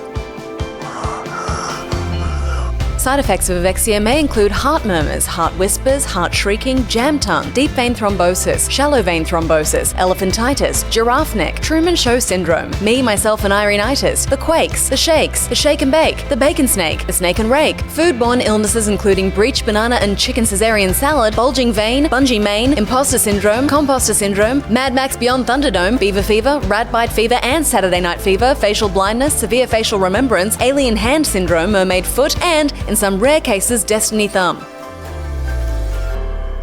Do not take Avexia if you are also taking medication for Fortnite fungus or Dota Dick.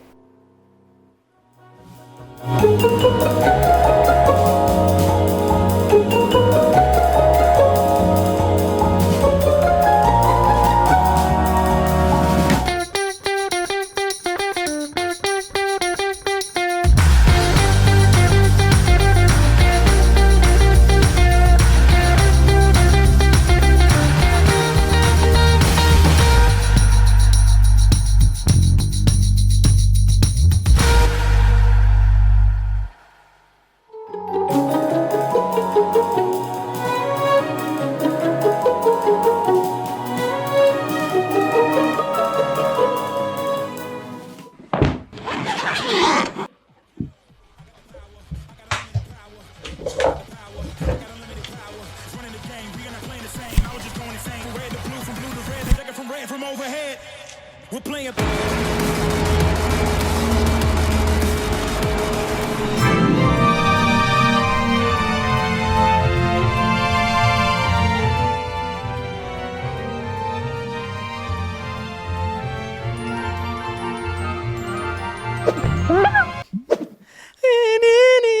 love that room. Oh, I'm so sorry, Nick. He wasn't ready. Oh, Spit it out. we were like, Gus was What running was around the that? studio Was and that- it was like, don't come back while Gus is running around the It's studio. congealed And no one else said Skittle. anything, and you didn't say anything for a very good reason. Why would you spit them out? Because I put way too many in. It would take actually about a minute to chew and swallow. Oh, think of that But you minute could of just eat. silence. But you just put them to the side of your mouth and keep talking. Yuck. It was about 20 Skittles. Oh. Okay. It's a lot of Skittles. That's a lot of Skittles. Welcome back, everybody. Sorry, How I did- got to wash all the Skittles out. How did SpazRuss not step on the their Roomba? Roomba while they're in VR? It's a very dangerous. That's definitely combo. SpazRuss's like 8th Roomba. They go through them. And we joked about it before, but I love the idea of giving the Roomba the personality. It's quietly wanting to clean, going like, I'm just gonna get. No. You're busy. No. Clearly, I'm just. Evil spy boy, you filthy, filthy person. Okay, cool. Cat Skittles. Welcome back, everyone. What are we doing? We're doing. You are not getting Skittles again. Sorry, it totally. Are the mics hot? Yeah. Very good gameplay presented by Avexia. I got thrown because I had to regurgitate food like a mother bird on camera. Food, that stuff. It's true. Skittles is just. Welcome to very good gameplay presented by Avexia. Avexia, welcome back to the show. What can we say about Avexia that hasn't been said? In their ad. In their ad. that they just got. We apologize for still not correcting the. It's not a spelling error. There's a. It's a misread line that I've then written that we should either write differently It's to match Steph. or- It was written as Irina, me, myself, and Irina Titus, and Steph says me, myself, and Irenitis, and both are fine. It's just going to be easier to correct the spelling. It's been a thing since the day it launched. Yep. I've asked you nearly. Do we want once to a week. change it at this point? It's part of the ad It's now. just part of the. It's part of the lore of the show. Maybe you should yeah. just put some Avexia on it and it will fix itself. well, But soothes what ails today, you. thank you very much, DK RSO, for gifting 5 subs. DK, I've never even seen you in the chat Donkey before. Kong. Sorry if you're here every week, but thank you so much for the subs. hero. Gave them to Gracia, Quillseeker, Lachlan Essie, Stiphen, and Sun God 42, who now get access to Pockety Butts. Is that how Twitch works? Yeah, emotes, all the good ones. Wow, emotes. I've forgotten about emotes. Oh yeah, ma- remember yeah. how you were going to make a bunch? I did. Yeah, we must have so I could many. make a bunch we must more. have so many emote Emote? emote slots available. We have more because slots it's- and we have more pocketies that I've made since. There's some butts. we want a Pete's There's some Party one bargos. so that when we do Yeah, Pete's Party time, there's a people can bargo. spam the emote in the I chat. feel like we've got enough Missed Pocketies, opportunities. potentially, and that we point. should have a little like some of the segments, maybe some Skittle mouth. No one wants Skittle mouth. Skittle Scat. There is, to be fair, and I have. The Can we get a Will? We can get a little Will. Will hasn't even been on camera tonight. Oh shit! Hi. Here he comes. Where's your light? This show is a mess today. Hey! Jack Nicholson. It's Neo from the. It's Morpheus from the Matrix. They Anyone come else? from? He Anyone took else? both pills. So look, It's Howard Stern. No. You're Will, obsessed what with were how you it's saying? No, it's just that last week you said how, that I could do glasses. I then was cleaning out my socks drawer and found my first ever pair of glasses that are like blue light sensitive correcting ones, and I wanted to prove the fact that some glasses don't suit faces. They are very, specific. very blue. yeah, that's not blue light corrected glasses. Those are blue Blue glasses. glasses. Yeah. I have put a more pair blue of into glasses that are things. blue light corrective, and they just look like normal glasses. These are blue light corrective. These are just normal human glasses. Your glasses are just blue. You got scammed. Let's see. You got. So much money. Bring him over here. Bring him over here. How would that counteract blue light? My eyes get distracted, and the blue, it's not blue light. So it adds more blue. It makes things more blue. Oh, this with the cat. as opposed to cancels out. and what's it to adds achieve blue what? light to your life. Because my eyes, it's kind of, it's weird. It's one of those ones where they put different colors, and they go, which color? I cut to Will. I cut to Will over here. Focus. He's not there. Why did you get them so narrow? I want to wear them. They could be the only glasses that suit me. Oh, The other line. I was a child. I was a child. Why were they so big? I had a tiny face. We all look like 90s hackers. now. Yeah, that's Amazing. totally it. That's I reckon totally Steph it. could pull these off. There's yeah. good. There's good. Steph looks cool and everything. Cosplay opportunity. Yeah, that's fucking legit. Fuck you, Steph. Yeah. And now let's unfortunately put With my on the end of Everybody- He's doing it again. That's how you put glasses on. How? Oh yeah. Now you look like the '90s villain of the hacker. No, he looks like the guy you buy the speed off in the movie at the nightclub in the 90s. At the nightclub. Yeah. Oh my god. Get some fingers, kids. Oh wow. Oh, amazing. So just hold them up. These are yours. Remove these. Amazing. Like Welcome, this, Will. I'm sorry that I didn't introduce you at the top of the show. I'm only the 6th member, so. Oh, wow. You're going to bring that up again? All right. Excitingly, though, Will is going to play the video game with us. That is exciting. And what else is exciting about this video game is, Steph, that it's made by someone we know. Yes. So Nathan from Otrim Games, Nathan Francis, has been developing this game, Metalheads, for quite some time. It's a one-man operation in terms of like developing the game, though he has worked with a composer, Andy Gillian, who is the lead guitarist and composer of Mors Principium Est, which is his solo project. It's an album entitled Never After. I don't know much about that, but that's if you're interested Find in it on music. SoundCloud. If you enjoy the music in the game, then that's Which we then should track down Andy emphasize, Gillian. the name of the game, Metalheads, is also referring to the fact that it is some... Well, let's have a quick thrash look and at the metal. title. Thrash and metal, That yeah. This is the alpha This will loading sell you screen, on the, early access. there you go. Yeah. Hot Pete? Is that a bit loud? Not for us. That may be a bit loud. Oh, you want more? There you go. Was it Nathan? Yes, Nathan. In Francis. chat right now. Otrium Games. Yeah, Yep. yeah. Hey. Otrium Games. Awesome. So it supports up to 8 players. It has local play and online. It's kind of I guess you would liken it to something like Fall Guys or Human Fall Flat, like not Human They Fall want Flat. more volume? Like You Gang actually want Beasts more? or something.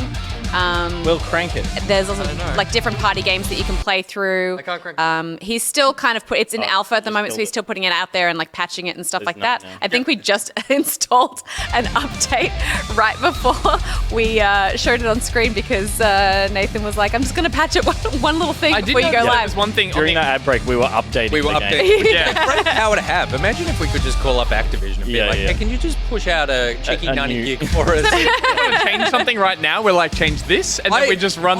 We I- update the patch, and we're like, has it changed? Do you reckon? Oh, he would not do it. But That's if not we fair. could, if he could change the name of the game to like Pocket To Heads, Skittles. I mean, it's currently a game available to the public, so I feel like that would only but you could patch it and then just patch it again. He seems to be able to like drop a as many quick patches fire as he patch. wants. She can do it whenever. Is that possible? Let us know if that. We're going to be playing with controllers. Will is going to be playing on keyboard.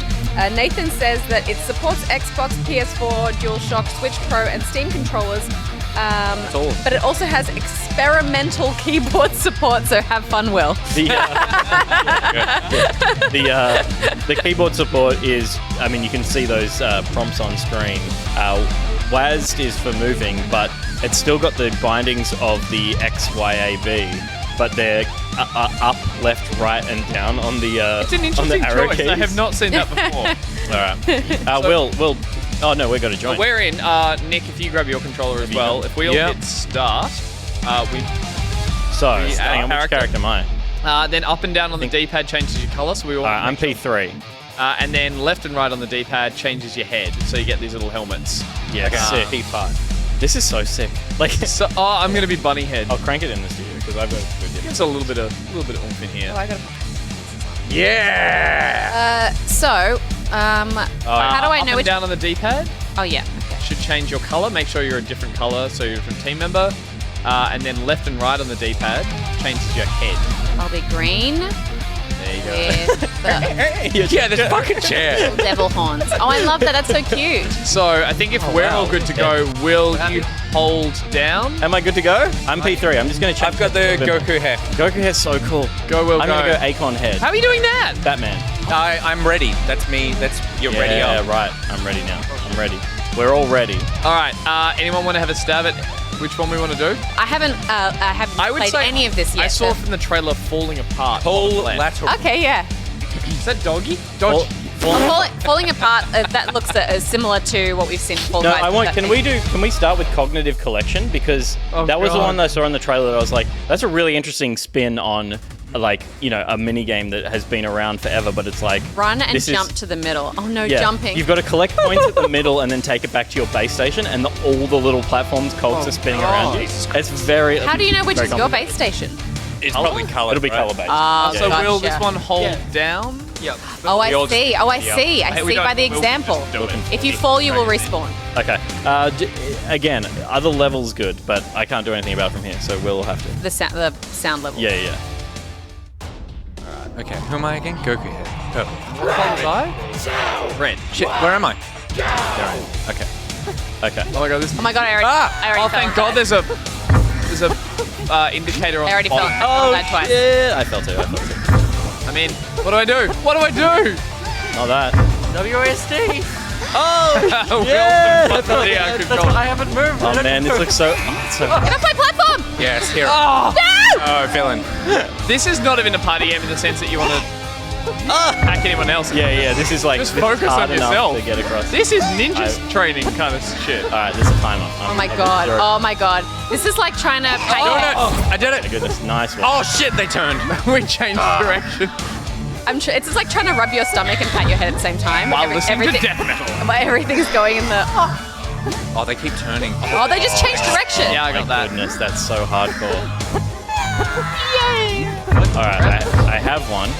Oh, I didn't get it back. I haven't got one back yet. neither. I think Nick is Neither the have I. underscore. I did it. Oh, No! No! WSD. Yes, got a point. is there combat? I hope not. Me neither. Oh man. Almost. Oh god, I got one. Oh, they changed. This was like Mario Party on like. It's like No! Oh, I hate you, Yellow. Oh, wanking, wank my wank off. Hey, here. oh, That's it. oh, who's yellow? God damn it. Will. Well done. Mouse and keyboard for the win. Look at you moshing. Oh my god, Is he right? I did so terribly. Yeah, yeah. What next? I like the pun on get pucked bottom Yeah, down the get bottom. pucked. Looks fun. Yeah, dude, get pucked. Alrighty. Thank you. We're all ready. I'm holding that. What's down. this one? I Bounce. just need to move it. Be the player with the most points by bouncing the pucks over your colored goal. Oh, yeah, okay. okay. That makes sense. yeah. A little Oh, is there only one puck? There is. Yeah. Oh, okay, brilliant. Yeah, less nice. fail state Yes. this one. Yes. Bounce the puck Yes. over your colored endpoint. All right. Doesn't it Wanking, sound like wanker, wank my wanker, Nick boy. I love this. I love this. Okay, let's I like go. how everyone And you can starts quote like me. a round of Duke Nukem. It's like do or doom. Tunes. Oh, I like the Yes, oh, green. got a point. Go away, green. Oh, go, come on. Everyone to red. Come on. Everyone to red. Everyone to red. Go blue. No, go to blue. Everyone go to blue. Yeah, give oh, Green, give it green, to green, green, purple. green, green. Yes. No. And back, Red, and red, back, yes. and back, Back Oh, to red. we're, Back to red. we're slippy as well. and back. Back to green, back to green. Yeah, we're our own little pucks. If Yeah. you say it, it will Yeah, it's happen. blue. Dead. Oh, it is going over everyone now. Back. Why no red? Why no red? Away from mine. Oh, there we go. on. Back This, to green. there is a bias towards green in this game that I'm not happy about. I don't think so. oh, yeah, blue. Come on. How good's blue, guys? Back to red. Oh. Thanks. Red. No. No, come on. Come on, blue. Come on, blue. Come on, blue. Come on, blue. Yes. Oh, come on. It grazed it. It Red. grazed it. Red. Everyone Oh, loves red. I'm getting in my own way here. Red. I'm Come on. getting in Yes. my own- Yes. Oh, sit on that red. Don't go to yellow ever. Oh, what a swish that through the Yellow. Come on, blue. Come on, baby, blue. Yeah. No. Red. No. Red. No. Red rum. Red rum. Get the. Blue! yeah! Come on. Yes, yes, Yeah. Purple. Why no red? yes, fuck Oh, purple. come on. It's grazed. Good, It's yes. grazed by green like 4 times and Yes. it's gone over it. Back. We're just doing laps. We're just. yeah, let's- Stephanie Bed Dixon, it's grazed by green 4 times. Look at it spin. Look at that. Oh, come on. Yes! Oh, Pete's smashing this. No, I'm not. I got No green. No, green. Why? It's not fair. Back round to red. Back round to red. How Back funny round to that One more this blue. is like, one more blue. No purples. yes, Oh no, basically yellow's go winning. red. No green. Fuck. Give me a purple! Give it a purple! Touch red. Touch red.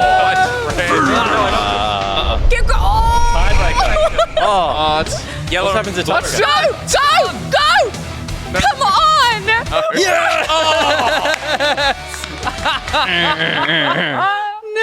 Good competition, Will. Well done. Oh my God, Steph, I feel sorry for you in that Yeah, one. that was very frustrating. Chat, want to vote for one? Oh wait, there's more on the next page. There's the menu as well is left bumper, right bumper. So go Pipe Mare, because that was the recommendation from Otrium Games Yeah, themselves. Sick. It's a nightmare in a pipe. Run the gauntlet of insanity and see how far you can go. Gauntlet Oh of my God, insanity? This is so metal. Yeah. Gauntlet of Insanity is like a fucking Dream Theater song. All right, ready up. Oh no.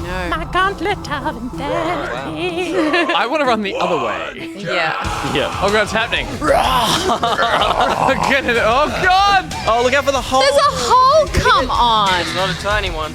That's a reasonably tiny hole. normal-sized hole. Oh my God, my beautiful Okay, body. It's like, Oh, I'm dead. Good luck. it's. Oh no. Okay, so I came back and I immediately. Who's yellow? Me. Oh my God, William. Jesus, Are you kidding, Will? His mouse and keyboard. No. Oh, I'm back. Those experimentary keyboard controls. My back is this a very ghost. much a mouse and Unfair. keyboard section. Look at us walking at the back here. Are we ghosts though? I think we're ghosties. Oh, wow. Yeah, right. So it's just mean Will. Oh. Die, Will, die. That's nice that you get to walk around still. Yeah. But I tried to use spacebar, so oh, Will, your head's so shiny. You are.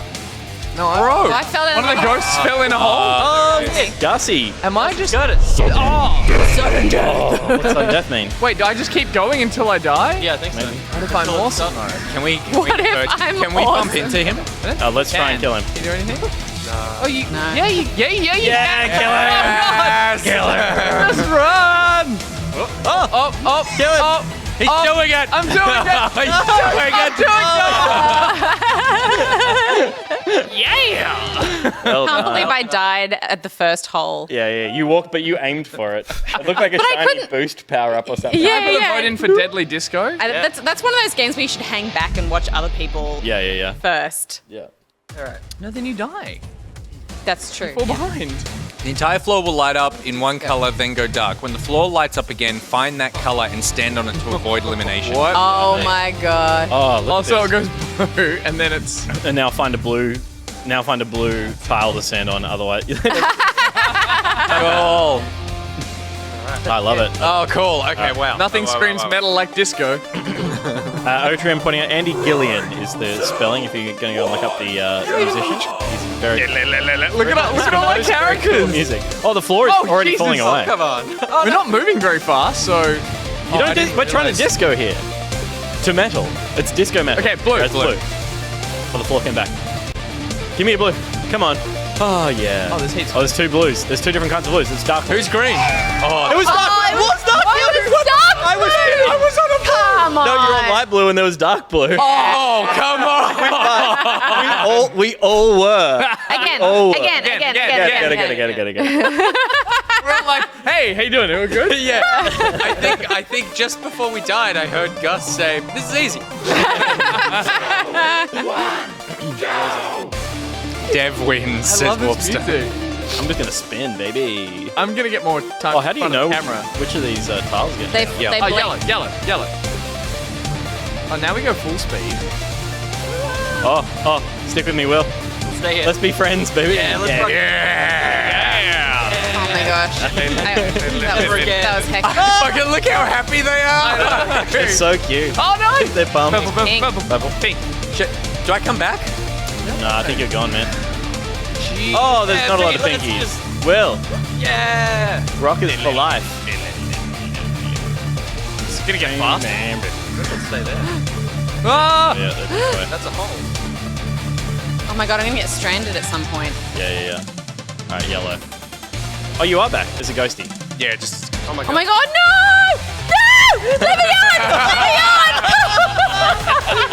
You could have moved a little bit to the I right. could've. That's You could have. But then you would be on the same That's so- side.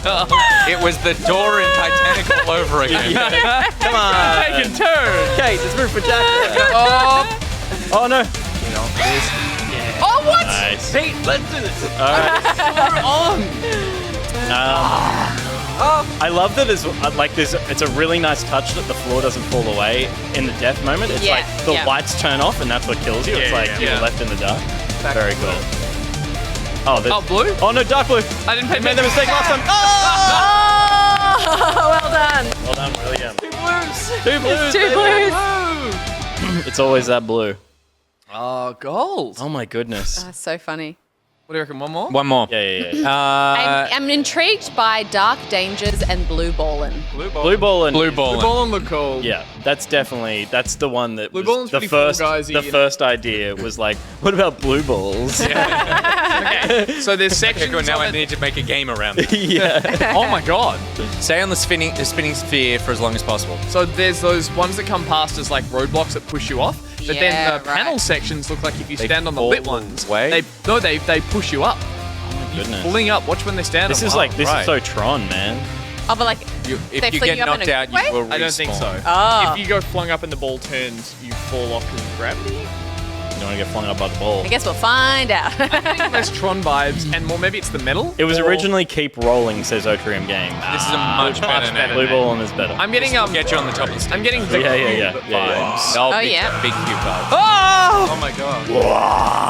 Can we jump? We can still jump. Oh, goodness gracious. This is a very dangerous ball. This is like The blue is the occupational ball. health and safety. Don't stand on the. Remember, there's jumps still. Nightmare. So how do you get points? You don't die. There are jumps. Oh no, I got booped. Ah! I got pushed as well. Yeah. Oh. Oh, I'm back. You come back. Oh, you got come lives. back. You got Come back. lives. Maybe. Yeah, Or maybe you it's respawn. like- You respawn. Yeah, but I think it might be you're getting points for the time that you're alive. Yeah. Ah, interesting. I just That's a cool mechanic. I Every second respawned you're alive onto is a- that. Oh shit. Oh my god. Oh god. Sorry, I'm not cutting much during this. As soon as I look at that bottom camera, I die. It's too intense. So much going on. Can you realistically jump? Oh! I just jumped onto one that was swinging. Where am I? You don't want to be blue on blue. Oh my god! I just got a chain, like a saw got me. Yeah.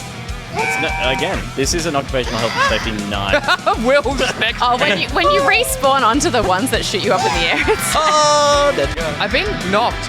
Purple's doing well, I think. I think Purple's got this. Stop rolling. Oh, actually, I can't. Maybe Will has. there we go. I survived that one. Nice. Oh no, I got You flung. got 10 seconds. I got flung off. You got flung. Uh-oh. Will, I need you to die. Oh,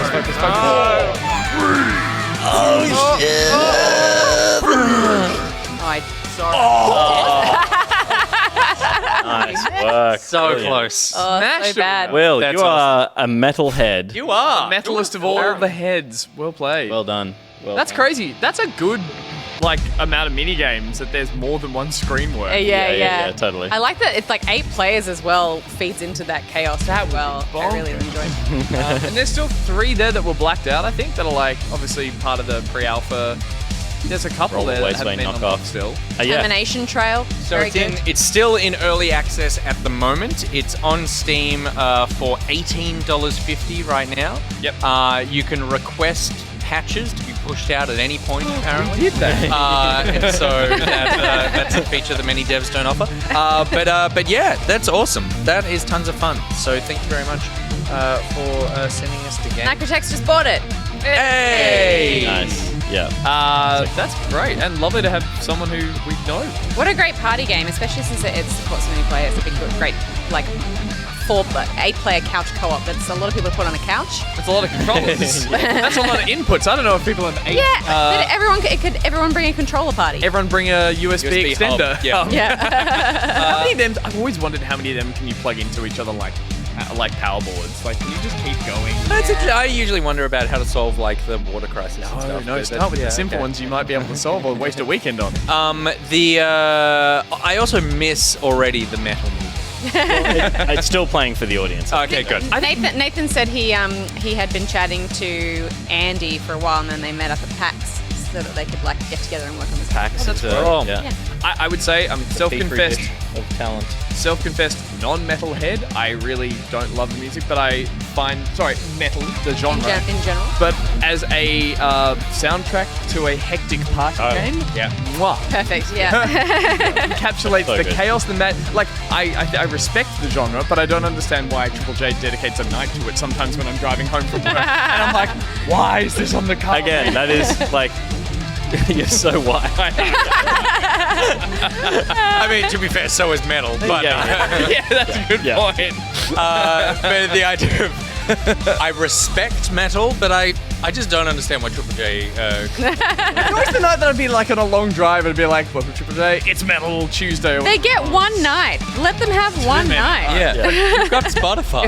If they were like, it's a Tuesday party mini game soundtrack night, I'd be like, that I'll listen to. Hell yeah. I'm pretty sure Janet, who obviously created Good Game, the other show that she executive produced for was Rage.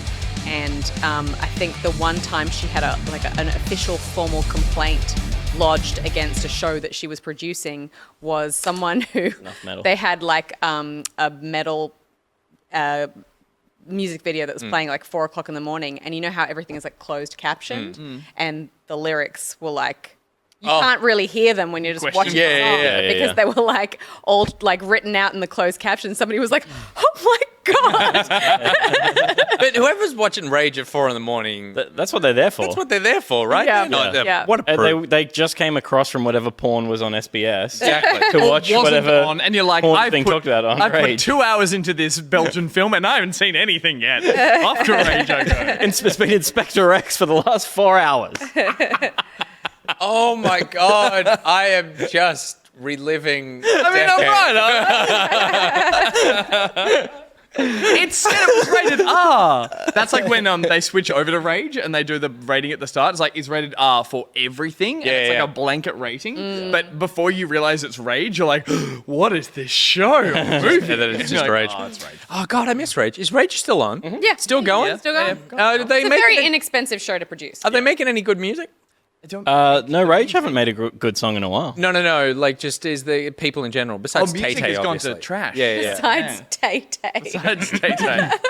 I'm a man of many bits. Yeah. Calling me white. It's like, where's my Tay-Tay special on Rage? That's video hits. It Montaigne got starts at booted 9. from Eurovision. Very I sad. know. Never stood a chance without being able to go over there and perform live. Yeah. Totally robbed. You I can't said. send it. Robbed. You can't send a tape to Rage and to Eurovision and expect to win both. That's true. We are going to go to another ad break, and then we're going to come back. And that's basically just how the show works. You should know that by now.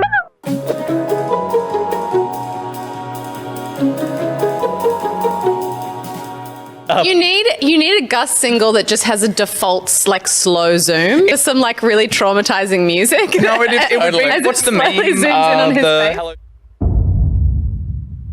The nose is the penis of the face is like it's kind of a useless thing that hangs around. It's also quite true, but like the boobs are like they are to be looked at sometimes, not to be looked at.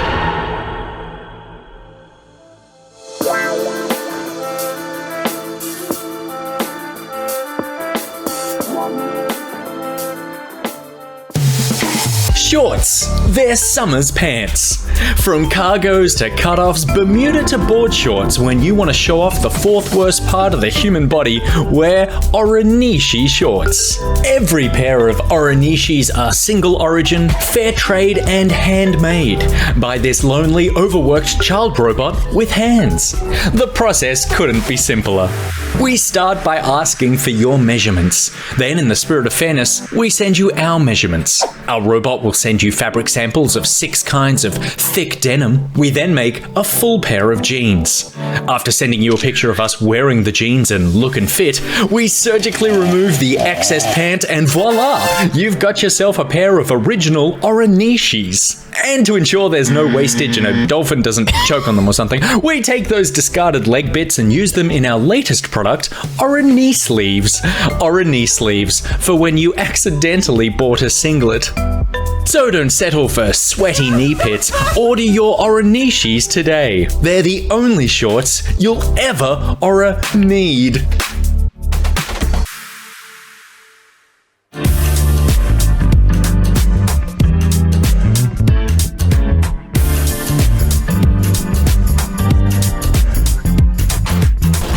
guys I was getting matched with on most dating apps were just not right. Like, these were bad men. So now, after every awful date I have, I just tell them to join Allwood. From parent IT company Isaac, Allwood is the dating app for the modern woman who's sick of being matched with assholes. Here's how it works. Men join thinking it will be an easy way to hook up, but what they don't realise is there are no women here. Allwood is just dicks. Now these guys will only get matched with people who share their interests. Interests like lying in their profile bios, not calling you back after the first date, and actually being married with kids. Let's hear from some of our unsatisfied customers. Don Juan DeFucco asks, where do ladies at? Biker Balls wants to know, why do I keep getting matched with jacked dudes who send me pictures of their dicks? And Sisyphean Penis has the self-awareness to ask, is this some sort of ironic Grecian myth punishment? Allwood, there are no women for you to harass here. It's just all wood.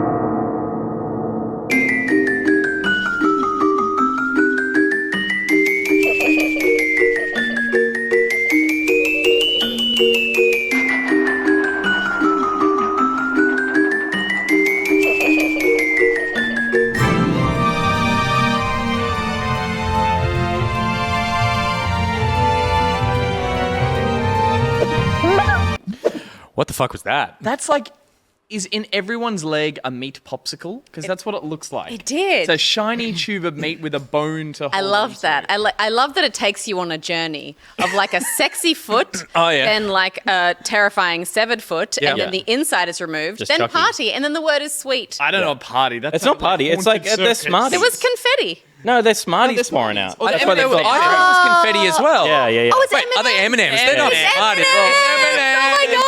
Like, It's back pocket. conceptually they're haunted M&Ms, but they don't have the M on them, so they're Smarties. That's it. No. Have you eaten a Smartie recently? Yeah. Very different. They're taste. such a different They're a It is such a different chocolate. I know it's M&M. worse. It's heaps worse. No. But they're No, it's I disagree. different, but I it's disagree. they're actually a genuine Smartie.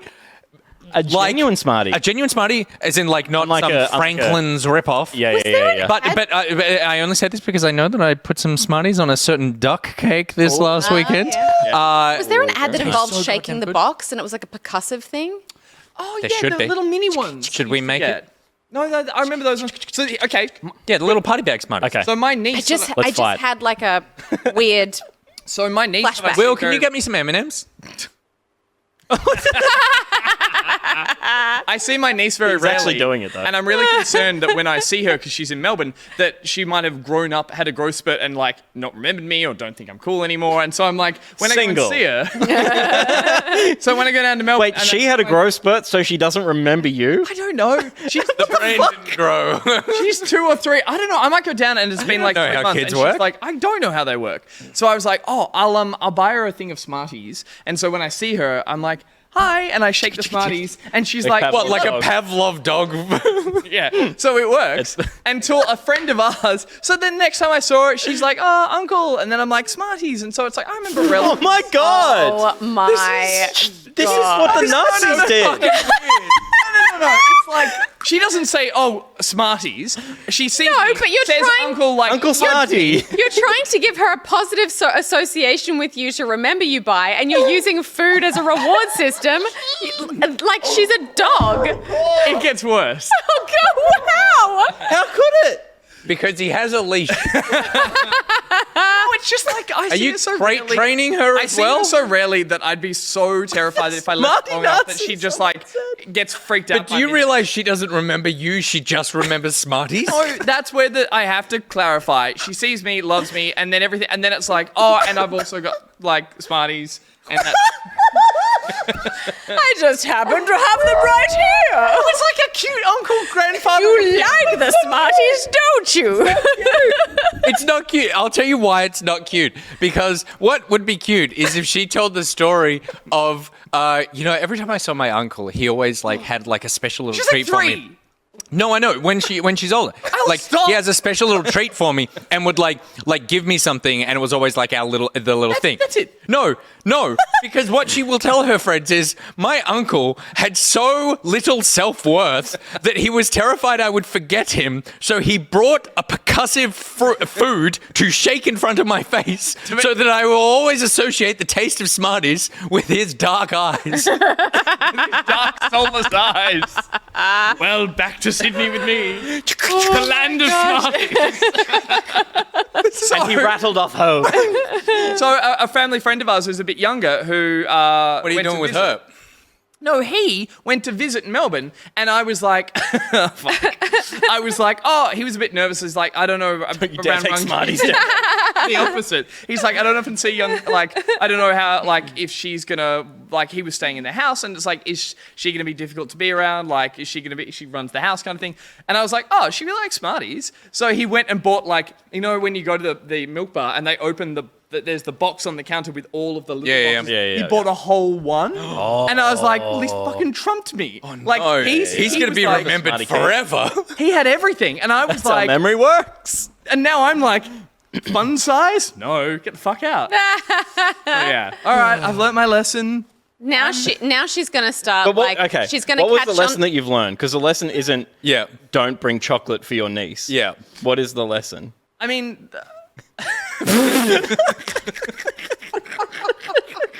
She's gonna figure out this bribery that you've started from a young age, and she's gonna start using it to she's gonna start using it against The you. lesson, Gus, is that you are enough.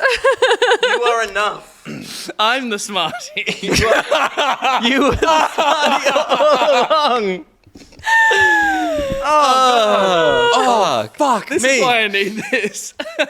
God damn it. Oh, All right. that was worth it. Fuck. Wow. Must be an uncle nearby. I feel like we haven't had a good Gus story in a couple of weeks. What are you talking about? Last week, my father and I bonded fun. No. That was really That was a sweet. nice That was an story. entertaining story. Oh, you mean Yeah. before I It's told Funny. This- One the- where this a was- glimpse into your psyche. This was ideal because you didn't know how bad it was until you said it out loud and we reacted the way we did. You Yeah, thought this you was were the- doing And that is the sweet perfect- things, and that is- we were like, this is how the The Pied point of Piper that got story started. was that the friend trumped me, not what you guys uncovered. Peel those layers back. Confectionery. I just can't. I cannot deal. What do I put in the post show now? I can't trump that. Okay, everyone just We're back. We're back. We're gird back. your loins, settle your waters. It's time for the talkback. Talk back. What food to use to lure relatives? The talkback, of course, is presented by SlowPonk. SlowPonk, thank you very much for your continued sponsorship of not only the Back Pocket but the talkback as well. And SlowPonk, a very happy birthday to you. Hope you're enjoying your birthday, and it's a very pleasurable one. Let us know what sort of cake. Honk the best on your birthday. I did. Honk hard.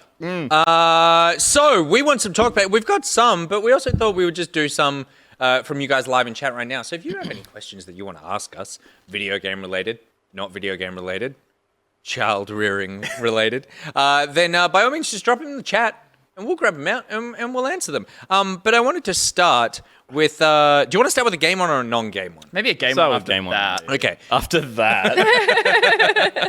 that. So, okay, we can start with a meaty one. Lucas Horatio says, Returnal is bringing up the whole difficulty discussion again, with people saying there should be difficulty levels. I'm all for inclusion of gaming levels, easy to insane difficulty to match what a person's level of skill. But when a developer has a vision for a game that is meant to be a hard experience, should they get blowback for not having those levels of difficulty? I look at Returnal and other games that follow this tough experience and respect their vision as it's the game they want to make. So should games, or should we respect a developer's vision for a hard game, even if it means that game is less accessible to people? I'm firmly in the camp of not every game is for everyone. Yeah. Dark Souls shouldn't have a difficulty slider. Returnal shouldn't have a difficulty slider. It's disappointing when a game isn't for you, but you shouldn't feel bad that it's too hard for you, because it's just like it isn't something you're willing to put in the time to get, like, to beat the systems of. That's fine. That's the game's fault, not yours. But it also doesn't mean that they should, like, bend.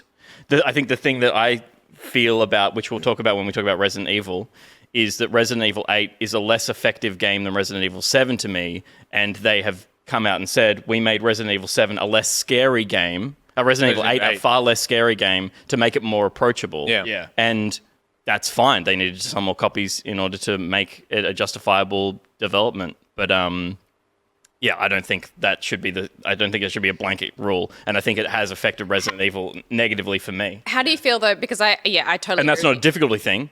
That's a game design thing, making things more accessible for a reason or another. What did you play that on? You played on normal. Resident Evil 8? Yeah. Yeah, I played that on normal. But it wasn't... Played on casual? Yeah, I just put it on casual.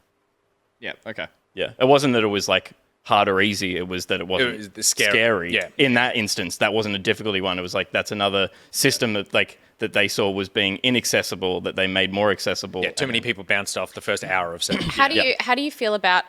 Because I agree with you. I think that Dark Souls is definitely not for me, and I totally respect that what is fun about it is the difficulty. But in the case of Returnal, I think it's not that people want a difficulty slider for that game, but it's like they want to be able to save their progress because they can't realistically with life just be able to dedicate huge runs that they then have to lose. Well, to me, that's not a because they can't difficulty save. thing. Yeah, that's that's just a that's a game design choice that was bad. Like, Right, but it's for that. It's a And I game, think but it's a should- game design choice that's designed to make it more challenging, though, right? I don't think it's designed to make it more challenging. It's just an oversight. They didn't think about the fact that people has come off a can't bit put the like controller that down. in the way that they've said. It seems like they just didn't think about it. They've even come back and been saying like, "Oh, look, we thought about it. We will probably implement it." So I kind of agree. I think it's more of an oversight than I feel like they were hoping it would go towards the idea that people would find that a challenging aspect of it. Yeah. But it blew up in their face a little bit. So. I think I was going to quickly say, like, personally, I'm with you, Pete, on that. I feel like difficulty sliders or difficulty settings are a really archaic part of game design that should be completely done with. In the idea that it allows designers and developers to have a stronger vision about what they want to do and how they tailor their game. I know that does lead to games like Dark Souls or ones that are known for being extremely difficult, and that's part of their appeal. But I'm always taken aback by also the segmentation of difficulty levels of how many that a lot of games have, and that just muddies the water for what is being altered in this. And I know now we're seeing a whole gamut of things like difficulty levels that show you everything that gets changed in the game, whether it's AI, hitboxes, story, blah blah blah. I don't have a problem with that. I don't have. I think my problem is that then there's always one in there that's like this one, the way the developer intended you to play the game. I'm like, well, that's what it should be. With the caveat that there's always if there's ever an alteration, there's the easier one. There's the complete story mode. There's the one from Uncharted. So I don't understand what you're saying. Are you saying there shouldn't be difficulty settings in games? I'm saying, yeah, correct. There shouldn't be difficult settings in games, apart from the only variation of that should be the one that's the story mode only. The enjoy, the content. But why? What do you care? I don't agree with that at all. Because they play so much better when they're... But that's just that plays it for That's you. from the perspective of someone who's really good at games. Then you're just locking out like a huge portion of people. I feel like all we've ever been like on Good Game and on everything is that games are for everyone. And like there are people who aren't as quick as you, who haven't been able to put as much time into games as you. There are people who only pick up 2 games a year. But I'd say there are games that are that level of it being in the middle shouldn't be. The designer should spend that time to make sure that it isn't incredibly. But if I'm not that good, easy. I don't get to play it at all unless I want to just play it on fucking experience the story. But what I'm saying is I feel like it would push developers in a direction that would lead them to be like, well, I have to make this game not, unless it's a Dark Souls or something that's going to be, I'm going to tout how famously difficult this is. My experience should be accessible to a large portion of gamers. So it is the average medium one that has moments of peaks and troughs, that kind of thing. Like that's a holistic game experience for me. It's an ideal. solution, But I think that's too hard. I think that there's that's the way that people impossible, go Yeah. that, like most games are designed with the idea that I feel like most game difficulty is designed from the perspective of you have experience in this genre before, and we're going to set this as being something that's challenging but not like impossible for you to finish. Yeah. And we expect that you've probably played shooters before.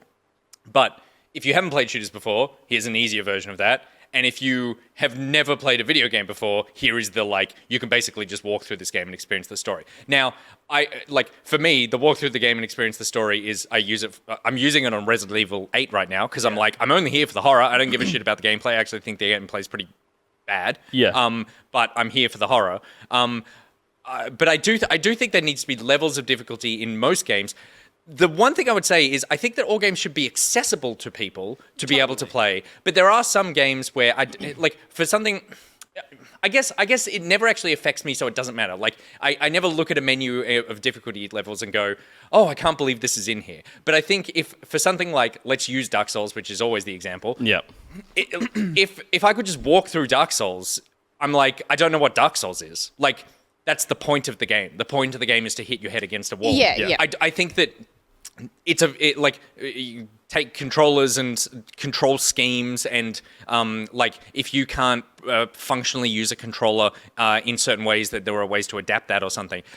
And if there was an easy difficulty in Dark Souls, then it's not affecting me. But I also go I don't know what Dark Souls becomes then, because it is just supposed to be hitting your head against a wall of difficulty until you figure out the mechanic, the puzzle, accessibility, the way that it works. You're right. Accessibility is definitely one that needs to be catered for, and there are amazing ways that through controls and.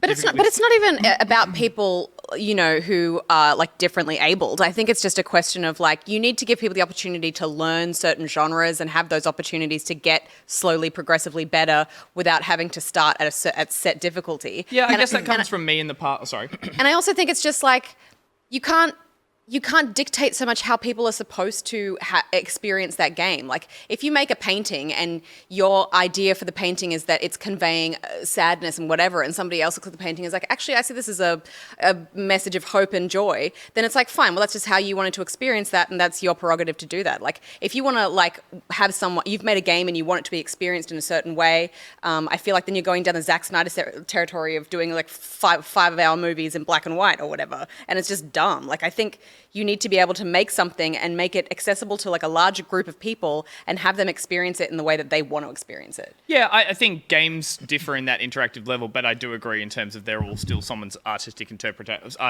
creative vision. For me, I guess my history of it has always been, if someone's asked that they want to play this game or get into this genre, I've always found stepping stones in other games that were traditionally a little easier by their design, in their core, kind of how they're made, and not just, go back to the Nintendo original version of it, or kind of thing. But I've always found that feels like a more interesting way to open someone up to gaming and being well, you should start with this one. And start with this third-person action game that's a little easier going, and then move up to this one, and then move up to Dark Souls, versus play that one on an easier setting. But I totally hear what you're saying, and it's I an totally unforeseeable. understand. It doesn't make sense. I get it. But I think I think the thing is, to me, that feels like you saying you have to do this the right way, which is by going through the system of this title to get there, and that playing games isn't necessarily you always get better. I've played a lot of RTS games, and I'm still no better at them. So when I play an RTS game, I put it on the easiest possible mode, and I've put I would say over 200 hours into RTSs, and I still feel like I'm so shit at them. So if I ever want to enjoy an RTS, I have to put that on the easy level. Yeah. And the idea of having to then sink 500 hours into the history of the RTS in order to become good at that genre, it's why shouldn't I just be able to enjoy whatever the new RTS that comes out now? I shouldn't have to take lessons to be able to. Yeah, I was looking at it altruistically in the sense that it's you'd enjoy the path there by getting into all these other games along the way. Yeah. But I do get what you're saying. It's well, this is the one on the bus stop right now that everyone's playing, that everyone's talking about, that I want to play as well. So I do understand. Yeah, this is kind of my vision for how I like it, but I do understand that doesn't. I just want to. I want to address as well what's going on in the chat. I just want to reiterate that we are having a discussion about difficulty settings in the game, not accessibility or in terms of disabled people and their people, access to games. Yeah. So I think it's okay that we can have this discussion. I see there's just a lot of hecticness going on in the chat, and just let's bring it down a bit. Oh, Yeah, no, yeah. We totally, as I was saying before, accessibility is massively important. And I would say things like watershed moments like Last of Us 2 and stuff, adding not just difficulty, but so many other support systems in there for a range of like vision and hearing disability and all other ones as well. That stuff, every time I see that, like a whole array of settings in games and stuff like that, it's fantastic. But in terms of difficulty and the challenge you're setting yourself. And so then, to follow up, then people are saying difficulty is accessibility. We totally acknowledge that. That is the conversation that we are having. And so I think that that there is a difference. There's also, like, I guess, trying to just nut out why we have these opinions, I suppose, and, like, figure out where we land on that. So, And like from my previous story, I'm throwing out one that I'm like, I know is probably not what everyone shares and could Can be I just wrong point out, on. Kit Carnage points out that it's disabled, not differently abled as well. Going ahead with this conversation, if we bring that up again. Yeah, totally. Disabled, not differently Yeah, abled. yeah. but yeah, I'm to round out my thing. I'm a total fan of difficulty levels in games. I do think that but I do think also there is an element of someone creating a video game and going, the experience I want someone to have in this, in some way, has to have a element of friction in it. That in order to engage with a lot of video games, there needs to be an element of friction from the creator's perspective. And so I think that you can put a difficulty mode in there, but it's like in a much lower difficulty mode. But I think that some of the hesitation with games is like, it's so difficult to then build your game around that. Like to go, I have built a game that's entirely focused around a friction. And so now if what I have put in there is something that just lets you walk through this, like, what have I created? I have created I don't even know. I use Dark Souls as the example, Returnal as the example. If you could just walk through Returnal, I don't know what, like, as a designer, it's like, well, I have not given you something that I intended for you to have. I think being able to lower a difficulty is important, but not just be like, okay, all games should just be something that anyone can pick. Like, I could give to my son and he could just like A to B it and walk through and kind of You be have like, a lot of questions about The Last of Us 2 at his he really would. Yeah, that would be a difficult thing for him to grapple with. I do think it's interesting that, like, because it used to just kind of simply be like easy, medium, hard, and then maybe like more variations on hard.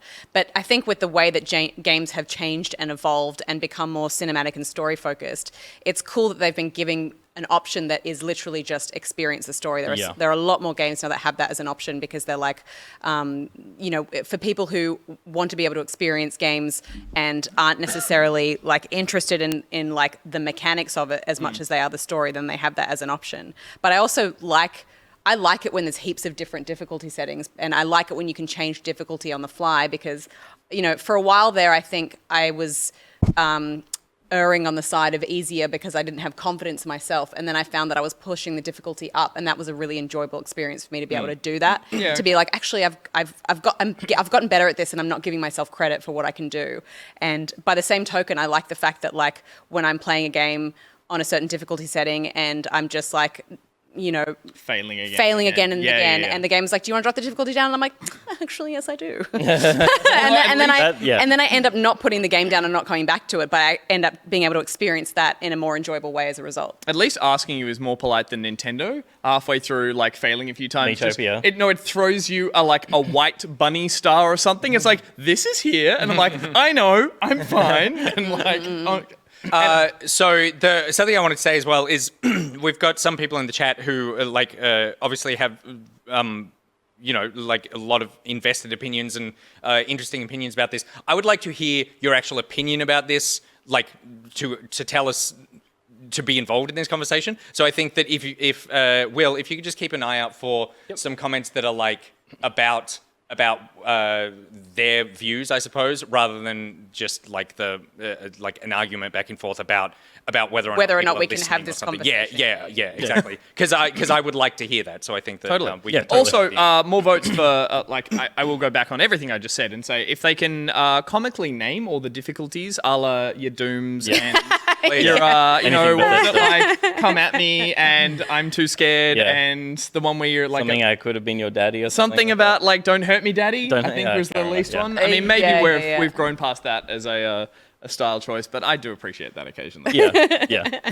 I think it's at the end of the day going to come back to the designers of the game and what they want to do. And when there's a story to be told, then that story is the most important part of the game. Then it's great when they make it the only thing that you have to do in the game is experience the story. Yeah. And then when there's a game like Dark Souls, which is only a mechanics-based thing, I can understand why they don't want to make any consolations on what they set out to do. And I totally understand people calling them out for that. That's fine too.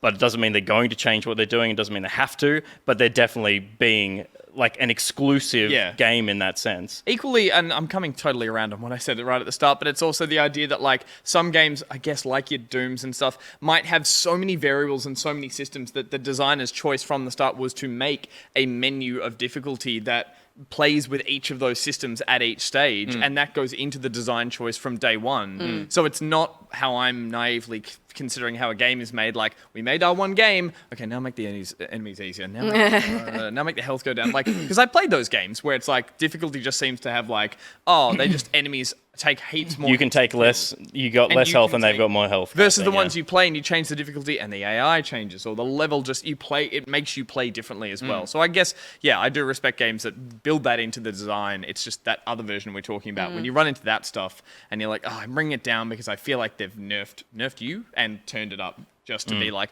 we had to put an extreme mode in there as well. Like I've had my bad experiences with that too. And there's so many people that I feel like just talk about the fact that they played video games as kids, but they're like, I couldn't play them now. Like I know that I wouldn't be able to, or I'm not dexterous enough. And I always try to say to them, I'm like, for starters, there are so many different genres of game now that just span so many different like areas of interest that don't involve the things that you're talking about. But also like, I always cite the fact that I was like, just play it on easy. Like if you want to experience something, just give it a go and play it on easy. That's what those difficulty settings are there for. Totally. And then you could find that you could actually find a place for games. And there's no shame on playing on whatever difficulty is like the right one for you to have fun, because they're meant to be fun. Yeah.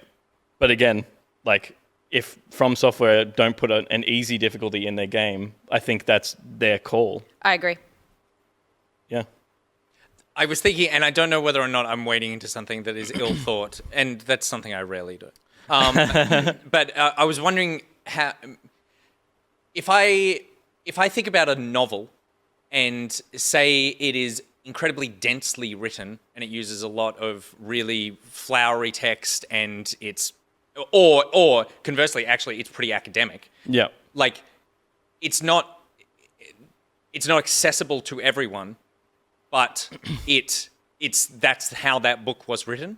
And I wonder if books could be made more accessible, then the same conversation would be like, is it just the fact that video games can be made more accessible, therefore they should be? Is that the same? Whereas the same conversation doesn't happen around like heavy literature of going like, everyone should be able to read and understand this book and enjoy it. But it's because, well, then you like, that's not actually possible to do. But then also, I think that the other part of that is that like, it was written with the intention of that's the way that it was supposed to be consumed. So therefore, diluting that is like, well, that's not what the author. That's changing the art. They're different art, but it's a completely different thing. But it was something that just popped in my head. That's the best comparison. Because I was trying to think of what's an equivalent in another medium. That's the best comparison I think that you could possibly come up with. Because you're the because gallery person. video games can have sliders that you can change. Yeah. Well, yours is the tour guide at the gallery that goes, it was sadness. It was sadness. Thank you. Because I feel like, I don't know, like Dark Souls, I feel like it's just always there if I ever want to put myself through that. And I like that it's there. I don't feel like I'm missing out on anything in particular because I don't have the patience to commit to it right now. But I fully understand that to give that game difficulty settings would fundamentally change it as an art form, like as an experience. So, I guess some people in chat, and we'll move on to a different question in a minute, but some people in chat were saying, but there are audiobooks and that sort of thing. And that's not what I'm talking about. I'm talking about like the way that the book is written. Like in the same way that there are papers, doctorates on like scientific study, and then there is a school exercise book, which is a distilled version of that. That doesn't exist for a narrative. Yes. that like I guess there are some books that have been popular enough or deemed important enough to have like an annotated version of them, which kind of explains maybe what the author was trying to convey. Yeah, footnotes. But that's pretty rare. Yeah. Yeah. Okay, cool. Well, Will, if you spot anything, Pipe up. I'll keep watching. Okay, let's move on to a very controversial question. Melly Mangoes, which color grapes are the best, green, red, or black? Green. Seedless? Yeah. Yeah. There's seeded ones? Yeah, the seeded I think green I grapes. actually prefer a red grape. What? But seedless, which is hard to find. That is hard. Yeah. I think red grapes have a better flavor. I agree. When do you have black grapes? I know they exist. I'm just trying to think. Like, They're I feel actually like- amazing. I kind of think they would be, but I'm like, I very rarely had them. They're just not in the supermarket. It's what happened? I don't know. I just saw The chat went quiet. the chat is in emote only mode, I imagine, so that people can vote colours. Oh, very good. The Ooh, it is. Brains and rip. it's definitely green grapes. grapes. Green grapes, Blue the grapes. best. A crunchy green grape. Oh, it's difficult to find red grapes that are crunchy. I feel like they're always softer than a green grape. I want something crisp. Put them in the fridge I think that's for a that little just bit. means they've been like transported in cold storage. Yeah. You're eating factory grown grapes, mate. Ever had? Yeah, the right. real deal. Right. I'm Yeah, yeah. lab grown grape. Yeah. It's They've gone been nuts plumped, for green. plumped to Holy perfection. shit. It's back in its Chat green came grape. out of emote only mode and went wild. Freeze They went grapes. wild And for green. And freeze grapes. freeze your green grapes. It's an experience that you will not soon Yeah, forget. that's right.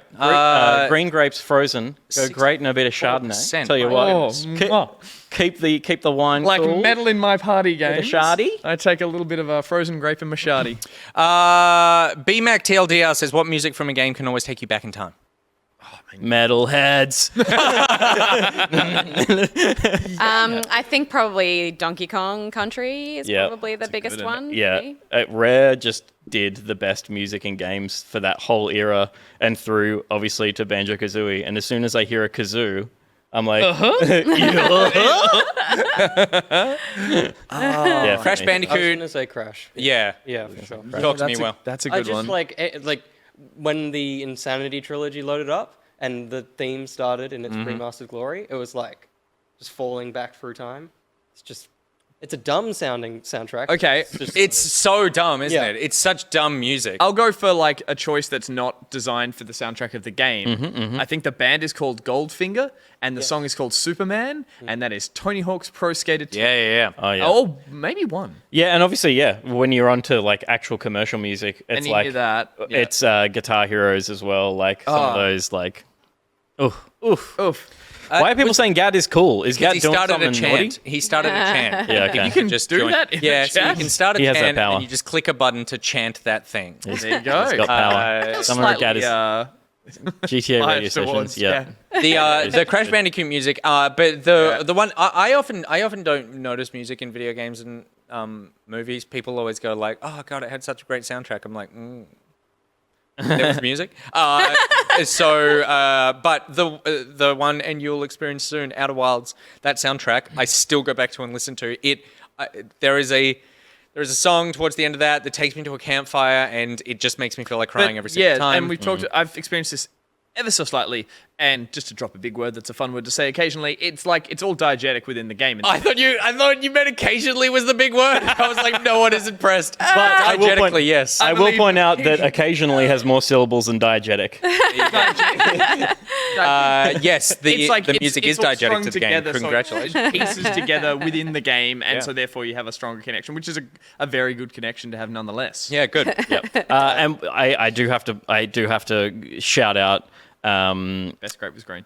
I played a lot of Morrowind with my mum Oh, yeah. when I was younger, and obviously Jeremy Soule has turned out to be a very problematic human being. But the music in that game was really important to me and to my mum, to the point where her ringtone to this day, she hasn't followed up on the Jeremy Soule news, but her ringtone is tell still her. the theme to Morrowind. Does she see him and go, "How is Jeremy?" Her phone goes off and it's the title music, and it's like That's pretty cool. that takes me all the way back to that game. Oh, man. She can live in blissful ignorance. Now that everyone has stopped chanting, we can hopefully find some more questions. You can also submit questions on the Talkback channel in the Discord because we're keeping an eye on that. Next question. grapes? Sorry? So just green grapes of 1 with 59% of the shell. vote. Oh God, Of yes, course. easy. Important. Is it news when everyone knew it?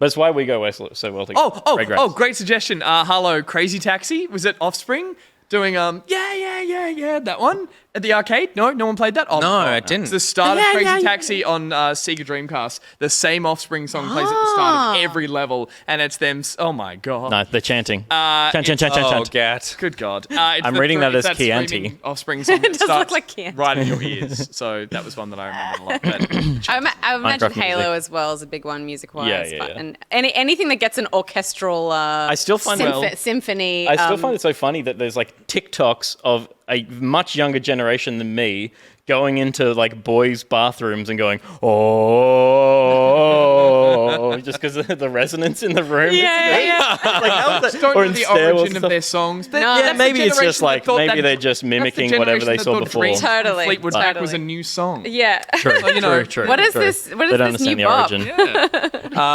origin. Main Muse said duck cake tips. I do actually have one. Yeah. And then, so if you ever want to make a duck cake, and actually, if you ever want to make a cake that involves sculpting, what you're going to want to do is you want to make the cakes the day before, like the cake part, and then you want to fridge. let it cool. You want to wrap it up in Glad wrap, and you want to put it in the fridge. So you want to fridge that bad boy up. You could do it for like 6 hours or something. Ideally, you want to do it for 24 hours because it's going to make carving so much easier. Carving a soft cake into a shape, incredibly difficult. You can actually freeze cake as well, and it holds up really well. I once made a cake for and I hadn't iced it yet. This is kind of key. I hadn't iced it yet, but I made a cake for an event that got cancelled, and I was like, "What am I going to do with this bloody cake now?" So I put it in the freezer because I googled, and it was like, "It'll be fine." And then defrosted it like a week later, and then iced it.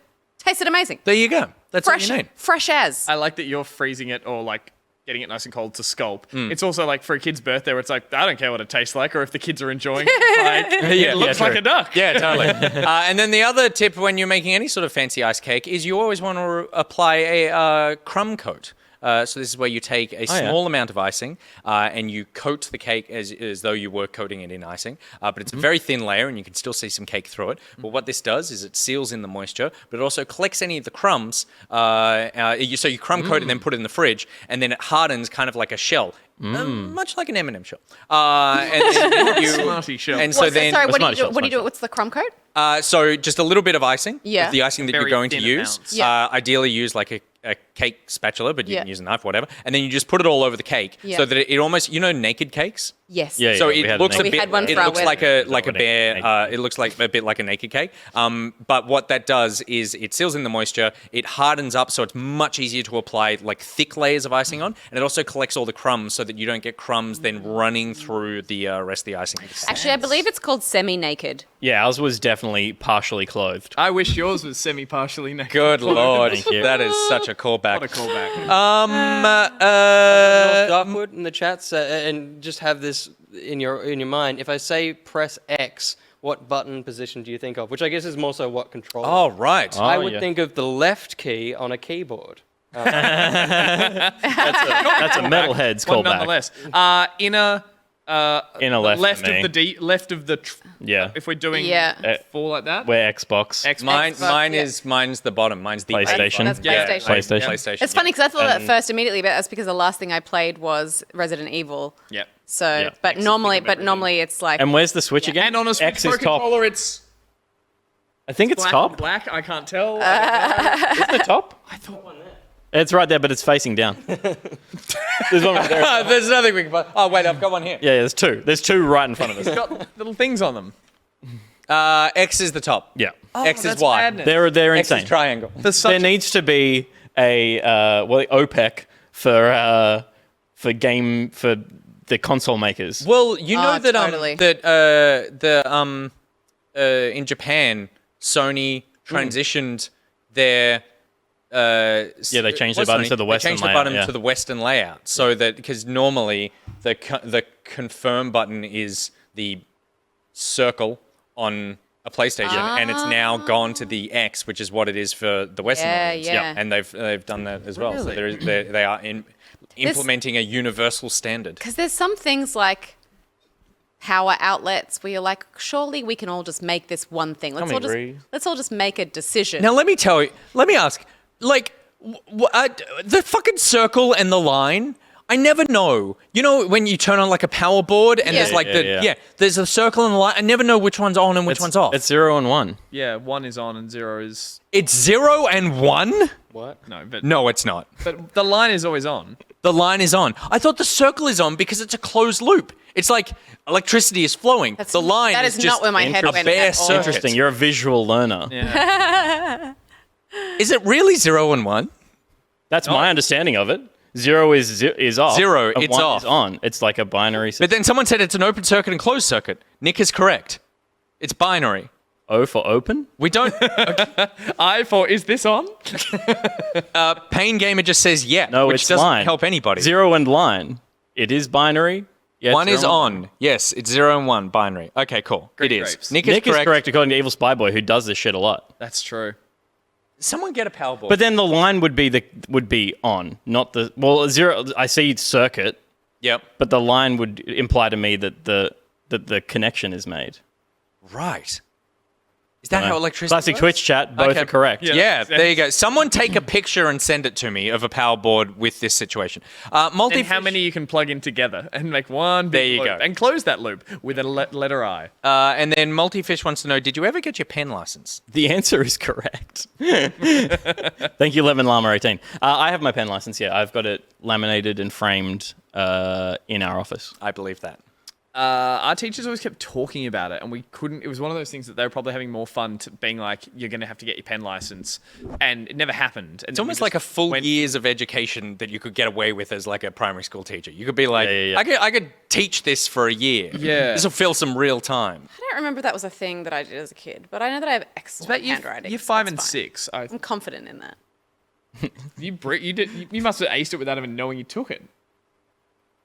Steph just turned up with a pen one day, and the turned up teachers with were a like, They- with a fucking yeah. quill. with a quill. She How turned did up you with get a it in quill. year 2 and you were still in New Zealand? No, you weren't.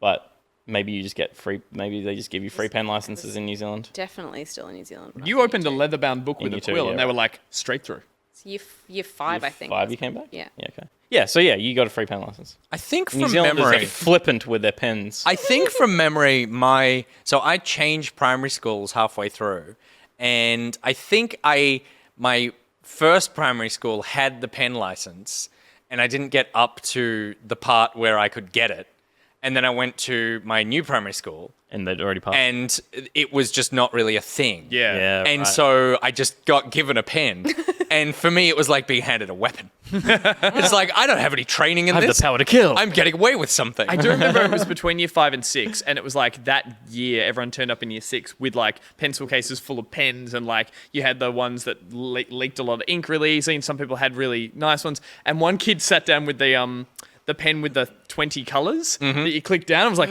thump, and we're like, all right, All right, you're up. Yep. You've Someone just said that must have been the eastern states that did that. But you were in grew up just in the East. Yeah. Yeah. You were, even though you moved schools, you were still. Yeah. Yeah. Yeah. The Wiggin Curious. says in America you don't need a pen license, just a 3-day cooling off period, and a background check. which is very fun. Hi-yo. Clever Source wants to know which is more annoying: bad gameplay getting in the way of a unique or interesting story, or terrible writing, story slowing down, brilliant gameplay. The second one. Which is more annoying? That's more annoying. A bad story bogging down really good gameplay. Yeah. Yeah. If I'm just having fun with Only the if you can't gameplay- skip cutscene. Yeah, and I'm just like having to constantly be dragged away to be. Wow. Yeah, like cutscenes or characters stopping it, because generally counteracts the gameplay. It's like unless it's part of. It's like they will stop down the action, stop down the movement, stop it down so you can have a cutscene, have a. It's back interesting and that this week we're both coming off the back of Yeah. both of our games that we've been putting time into this week have great story, Bad game. bad gameplay, and it's been worth it for us. Yeah. So like I'm in that camp right now because like I'm willing to put up with. I mean, it's not the worst gameplay; it's just frustrating gameplay getting in the way of the story. Yeah. In both instances. So And I guess on the counter to that, I'm playing Assassin's Creed, which I'm not going to say is bad story by any means, but it's not clicking with me. And so I'm pushing through to get to the gameplay. So I'm doing that thing where I hit B on a lot of the cutscenes. So they're like, welcome to you've heading off and take that with you. Goodbye. And I'm like, cool, I got it. Leave it there and I'm off. I think maybe I agree with you because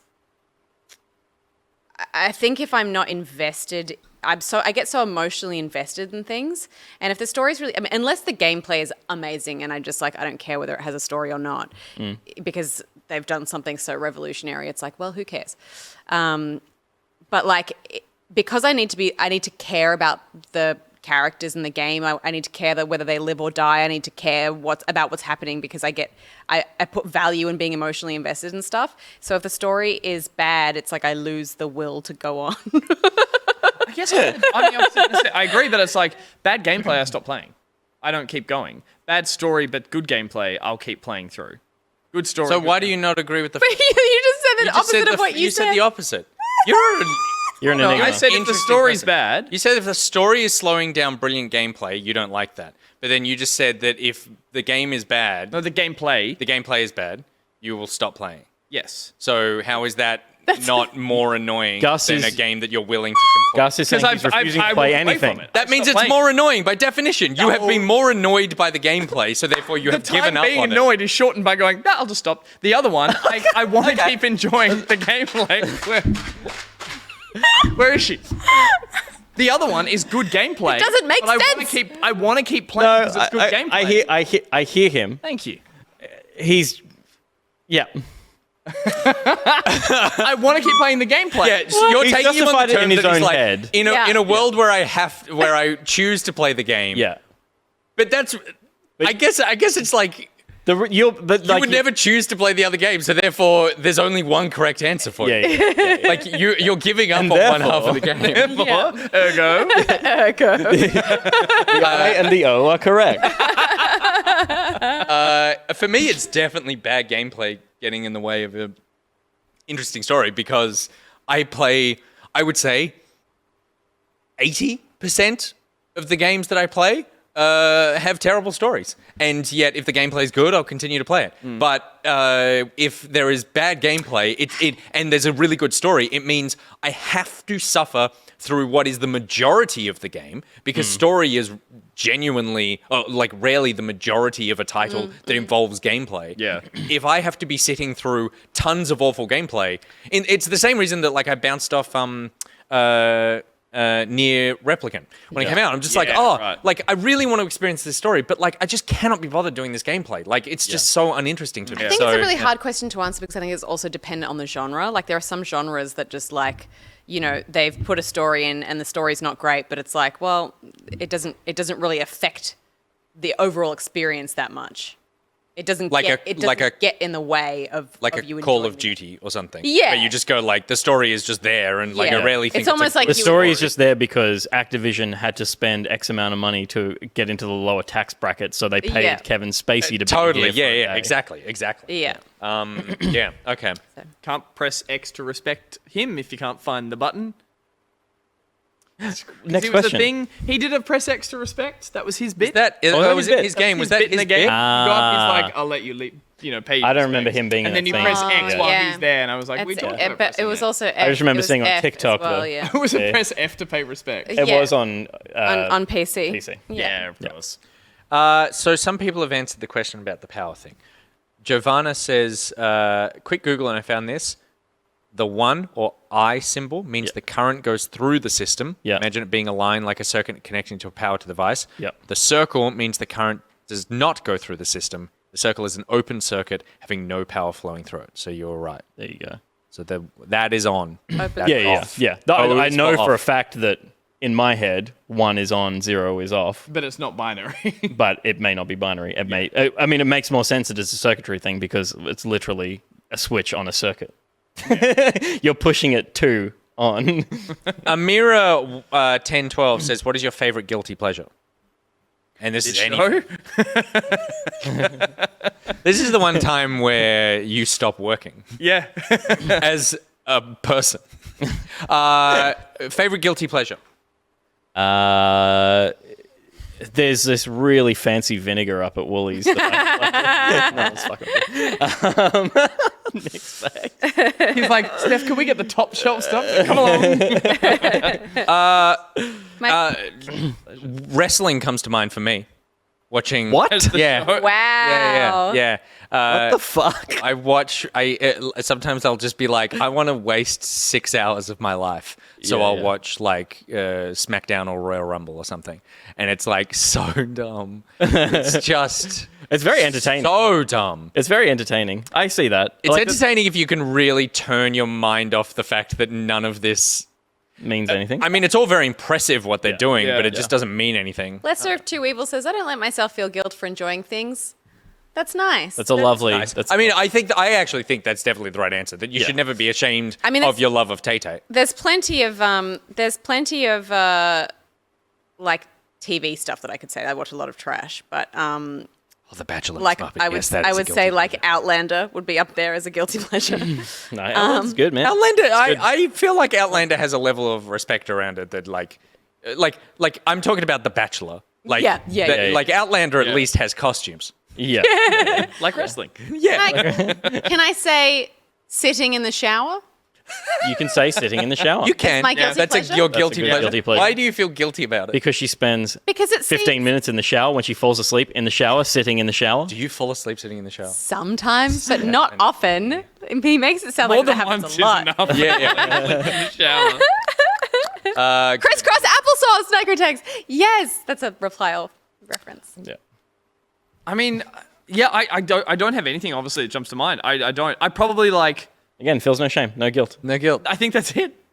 Not as a callback, but like I will continue to eat the chocolate until it is gone in whatever size portion or apart from here for some reason I feel like, but Well, I think say you ate a bucket of anything puts the brakes on most but people. like I will continue to eat it all in one go. Chocolate cake, like blocks of said chocolate. I'll Yeah. just keep going. Yeah, it's tough. Until it's gone. It has to be gone for me to stop. I think Steph wants a bath. No, I'll tell yeah, you that why. was my favorite comment I just saw. Yeah, that's right. I'll tell you why I don't. Never heard I'll tell of you a why I don't. Okay. You drown in the because bath. You're done. I- All right. Sitting in I filth. just want to say, Gazro, you did this to yourself. Steph, go ahead. Yeah, okay. So in a bath, I feel like you can't control the temperature as well as you can in a shower because Yeah. you kind of It's make hot it. and then it gets it's cooler, hot and then you have to let yeah. a little bit of water out and turn the hot water on. Yeah. Or like it's too hot at the start, so you have to try and go like sitting random limbs out to try and cool more of your body down, and it's just like annoying. Whereas in a shower, like I feel like when I sit down, I can like adjust my micro adjustments to the temperature, and also by sitting. Oh yeah. I was like, why are you doing it to the shower head? I forgot you're on the She's floor. sitting on the ground. I'm sitting on the ground. Also, I like that. I enjoy sitting in the shower because, like, when you stand and the top of you is close to where the water comes out of the thing, You need to make it's- it hotter because it's falling further and it's got to be the right temperature Yes, when so it the hits top you. of me gets like warm, but the bottom of me, which Fucking gets hell. less water, is cold, and I am Steph, you're perpetually 2 always feet cold. tall. What are you talking about? Well, I feel the Well, difference. You've said this before that when you and Band shower together, Yeah, you're forgetting that he's having a much colder shower than Oh, you. totally. Yeah, Yeah. If I sit on the ground, not only am I able to sit in a ball shape, therefore a larger surface area of my body is being able to be hit with water. Sit in a bowl shape. Rather than just my shoulders and head.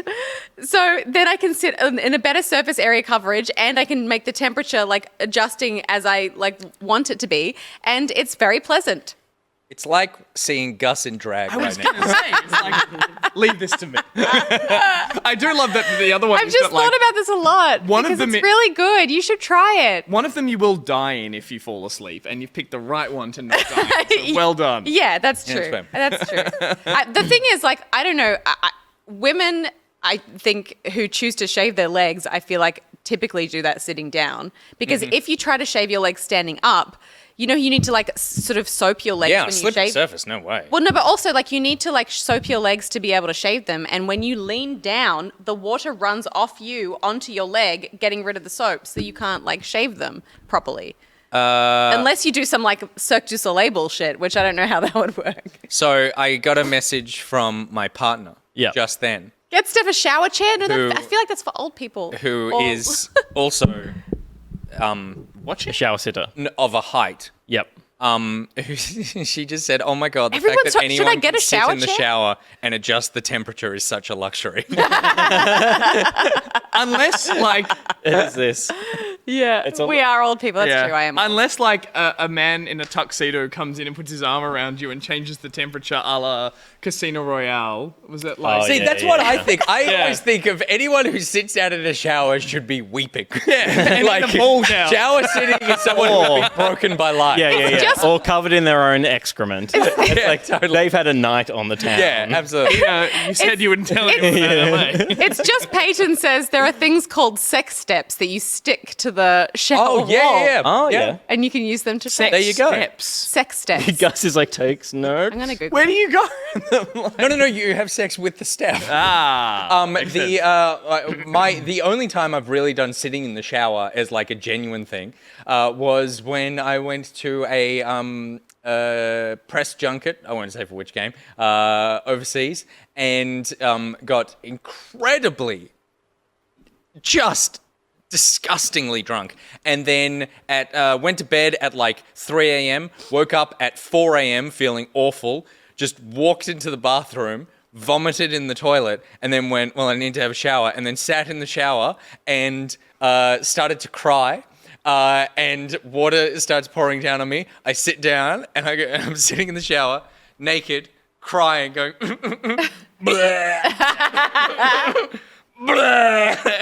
and then it would all wash off me. And at that point, I was like, yeah, I could see why this. Daniel is Craig came. Drink and went, responsibly. Nope. I just, Wait, if Daniel Craig rocked up, it was like, I'm so sad. I just- Come here. I just want to let you know that I googled sex steps, and what I got was first the man and Enters, the woman. enters the woman. Well, Step one. Oh no.